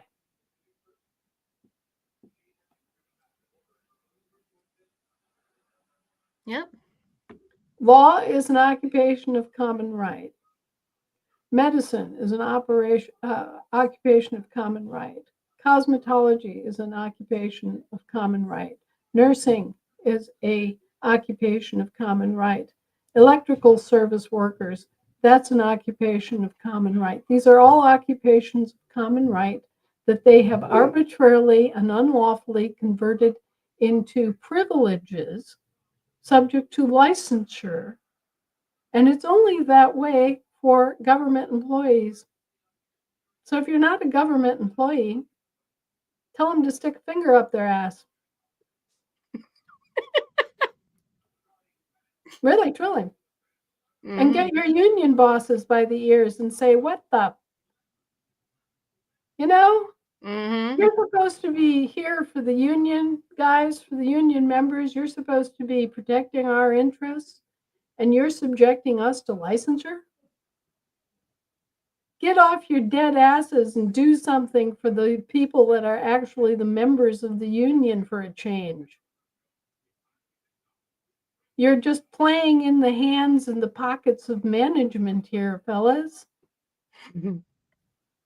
Your rights and your prerogatives and your ability to make a living and everything else is being sold down the river by your unions. One of the worst offenders is AFSCME, the American Federation of State, County, and Municipal Employees, that long ago I worked for at a high level and got a bird's eye view. These are the most communistic, most corrupt, most in the pockets of government politicians and in the pockets of the mafia groups that you're ever going to see. And you're members of these organizations. Think about it.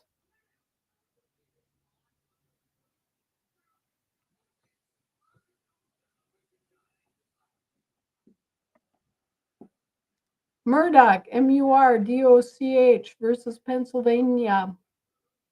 No right can be converted into a privilege and licensed in order to produce revenues therefrom.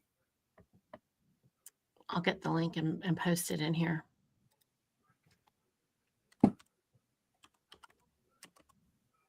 I'm so fed up with evil. Let all evil depart this earth and never come back. So be it. Okay, just put it out there. Let all evil depart this earth and never come back. The entire planet, all of it. Otherwise, what we get is a reiteration and a new generation and a new coat for the old evil. And it looks to me like that's what Mr. Trump and the White Hat Alliance is engineering, is a new coat for the old evil. And I'll tell you exactly why I think that. Number one, they're not admitting the circumstance of the United States in all capital letters, municipal corporation bankruptcy. If they were honest and they were up and competent, they would admit that. Right. They're not doing it. Number two, Trump showed up at the World Court to argue in favor of vacating our rights and taking our property and, stealing from us. Okay? Number three, support for Israel. It stinks.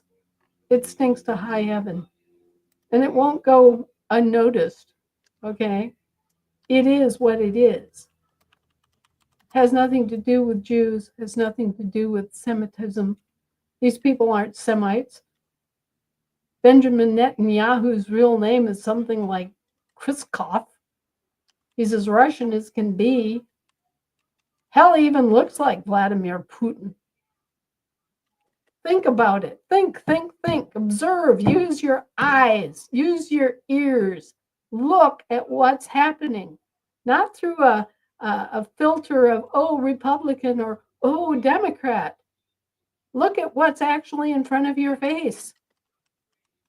Look at what Adolf Hitler looks like without his funky little mustache as a young man. Compare him to George V. Oh, striking family resemblance. Hello.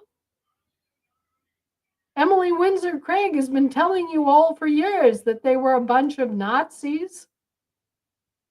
It wasn't just Edward VIII who was a Nazi supporter.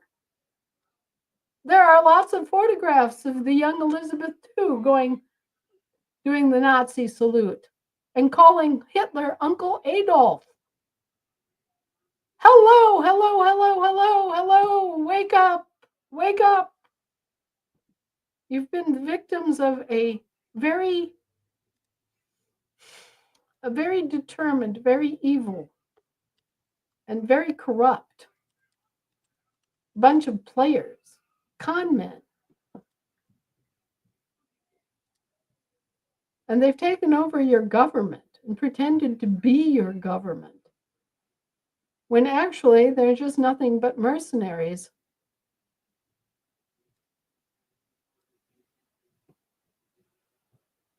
And they're mercenaries under contract to protect you, but they're doing anything but. So it's time. I keep saying that. It's time.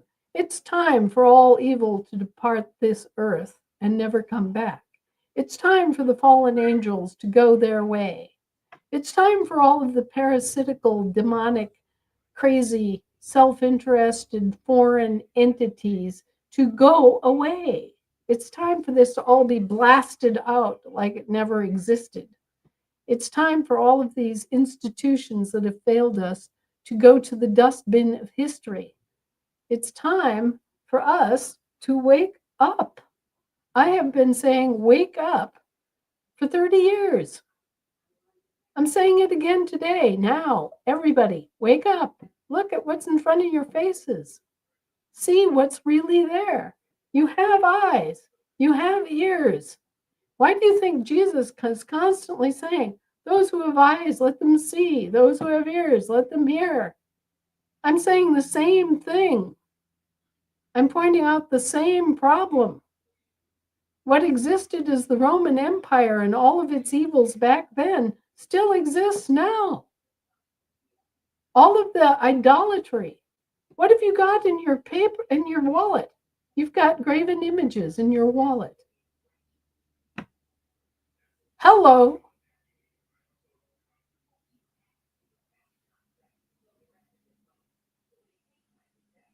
There's a reason why the Jewish rabbis identified the Zionists as idolaters.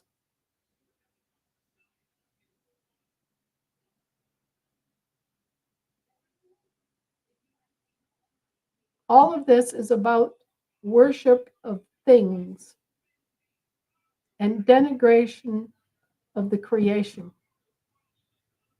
All of this is about worshiping and controlling images and representations of what's actual and factual.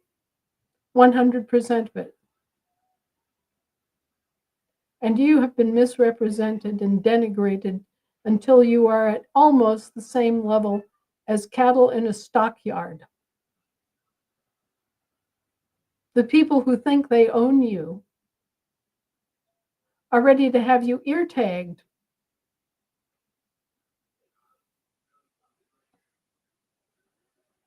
Wake up. Get involved. Take a stand. Risk it now or lose it forever. Don't wait another day. Get moving. Labor union members, kick your labor union management in the teeth. Do what needs to be done. Military leaders, it doesn't matter what orders you're given. If those orders are illegal, disobey them. How in the hell could anybody working for FEMA or the DOJ ever imagine that they had any right or authority to use flamethrowers and tanks against women and children huddled in a church basement? How in the goddamned hell did anything like that ever happen at Ruby Ridge or Waco, Texas, or anywhere else in this country. You think about that. It could have been you. It could have been your little church. It could have been your children. And yet Americans stood there like useless rabbits in the firelight going, I don't know. I have orders. I have orders. You have a piece of paper about corporations that don't even exist. And you're so goddamn stupid that you think that this has authority and power and grants you the godlike right to take lives that don't belong to you. You all need your heads examined if that's where your mentality is. It is time. And there is no choice. You have to take charge of your own lives and your own government.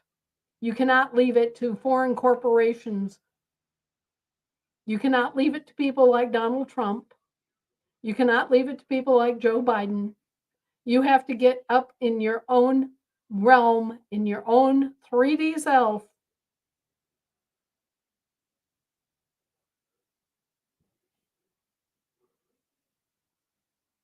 And you need to tell them, no, no, this is not going to pass. This is not going to work.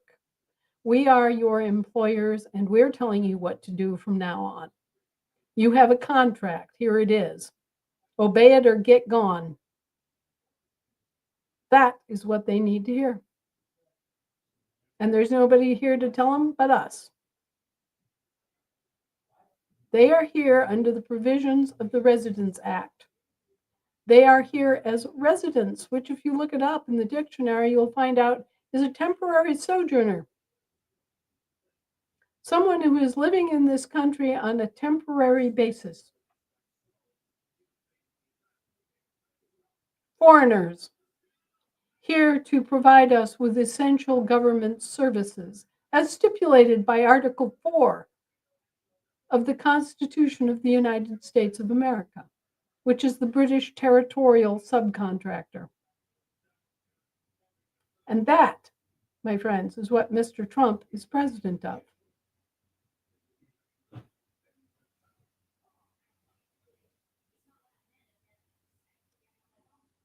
The corporation, not of our nation.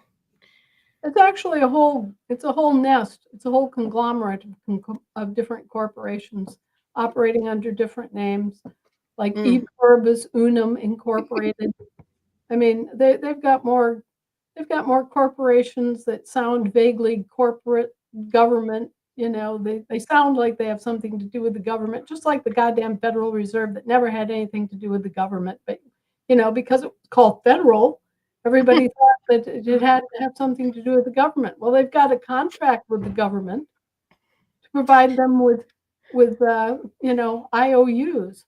And in exchange, they take the seigniorage from every bill that's printed, plus the cost of printing it, and then they hang that on our necks as a cost.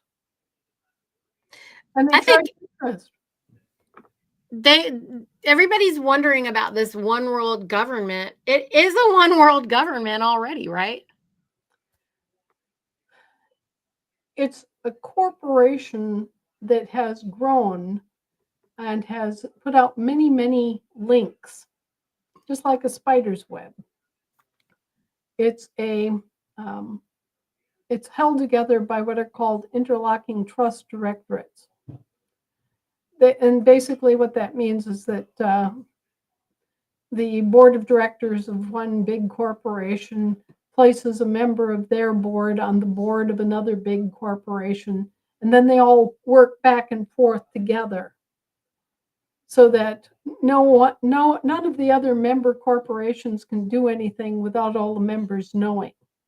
And this began in real dire earnest in the banking community with what's called the Octagon Group.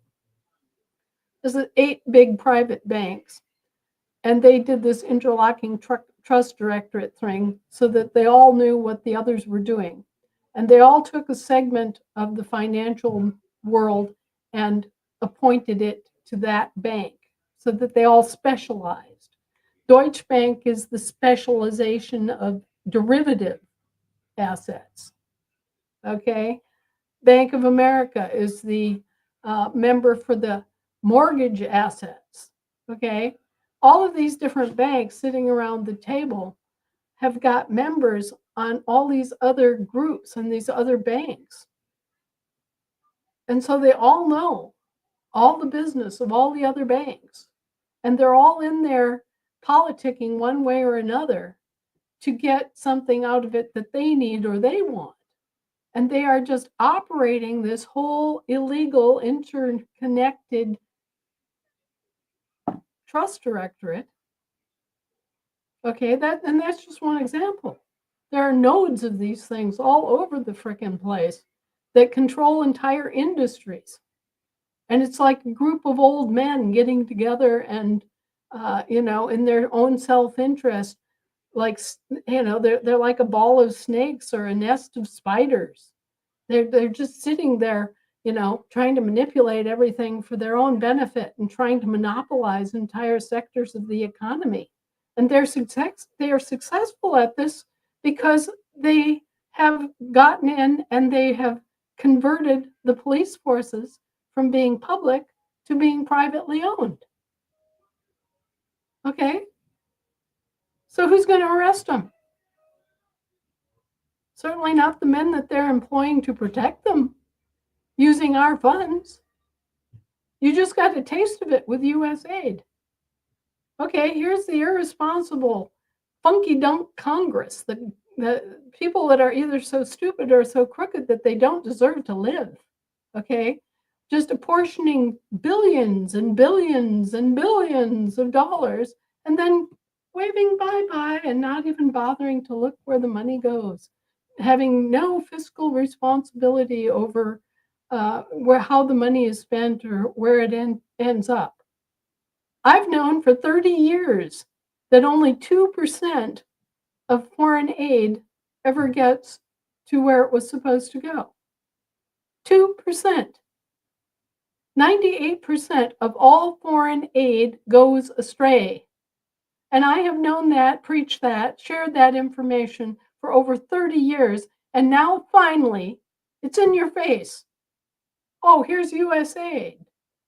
Here are all the NGOs that got all the money. Here's how those NGOs squandered that money on things that have nothing to do with foreign aid. Not the kind of foreign aid that people think of anyway. I mean, people think of, foreign aid to these poor third world countries. Well, we're building roads, we're building schools, we're building hospitals, we're setting up fresh water and sanitation, we're doing all these things with all that money in all these poor countries that need our help, right?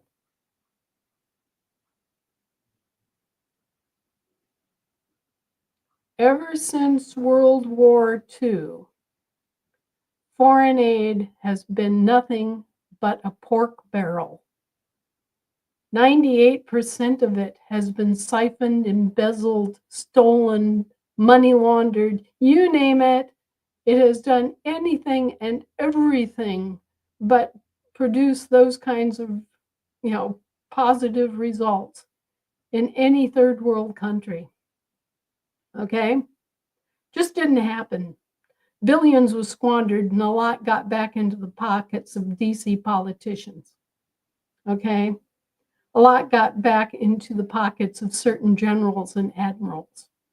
A lot got back into foreign governments who are being paid off to do various things against their own people. This is the history of foreign aid in this country for the last, 75 years? And I don't know what it was before that. It was probably just as bad or worse for the 100 years preceding it. Congress has been completely unaccountable. And that's because they've been acting as representatives instead of fiduciary deputies.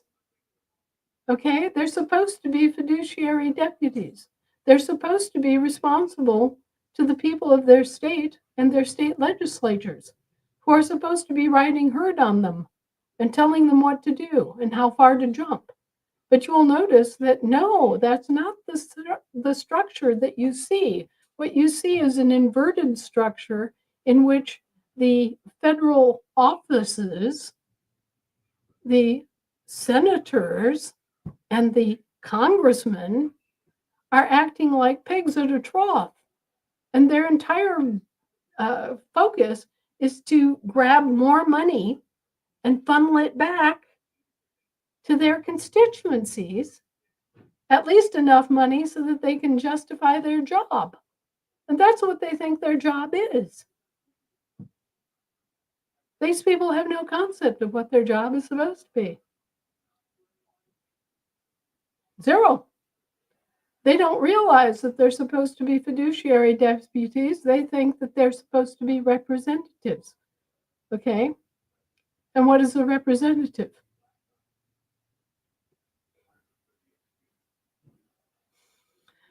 Are you folks familiar with proxy voting?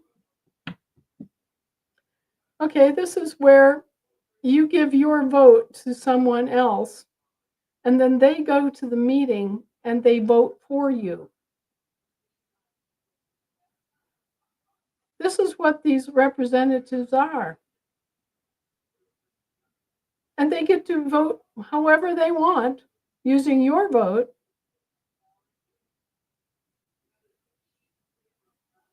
You just handed away, you just gave away any power you had.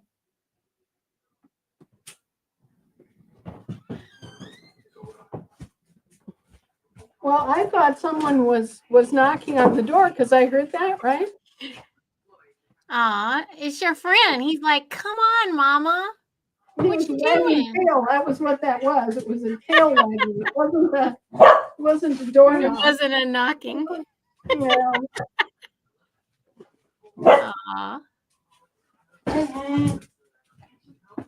They're like, come and play, Mama.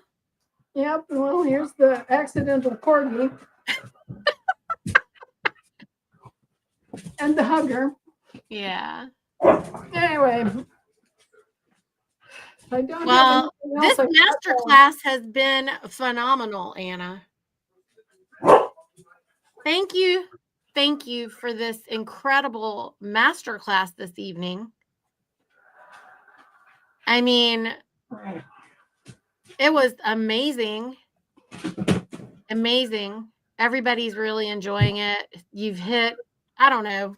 This was a masterclass.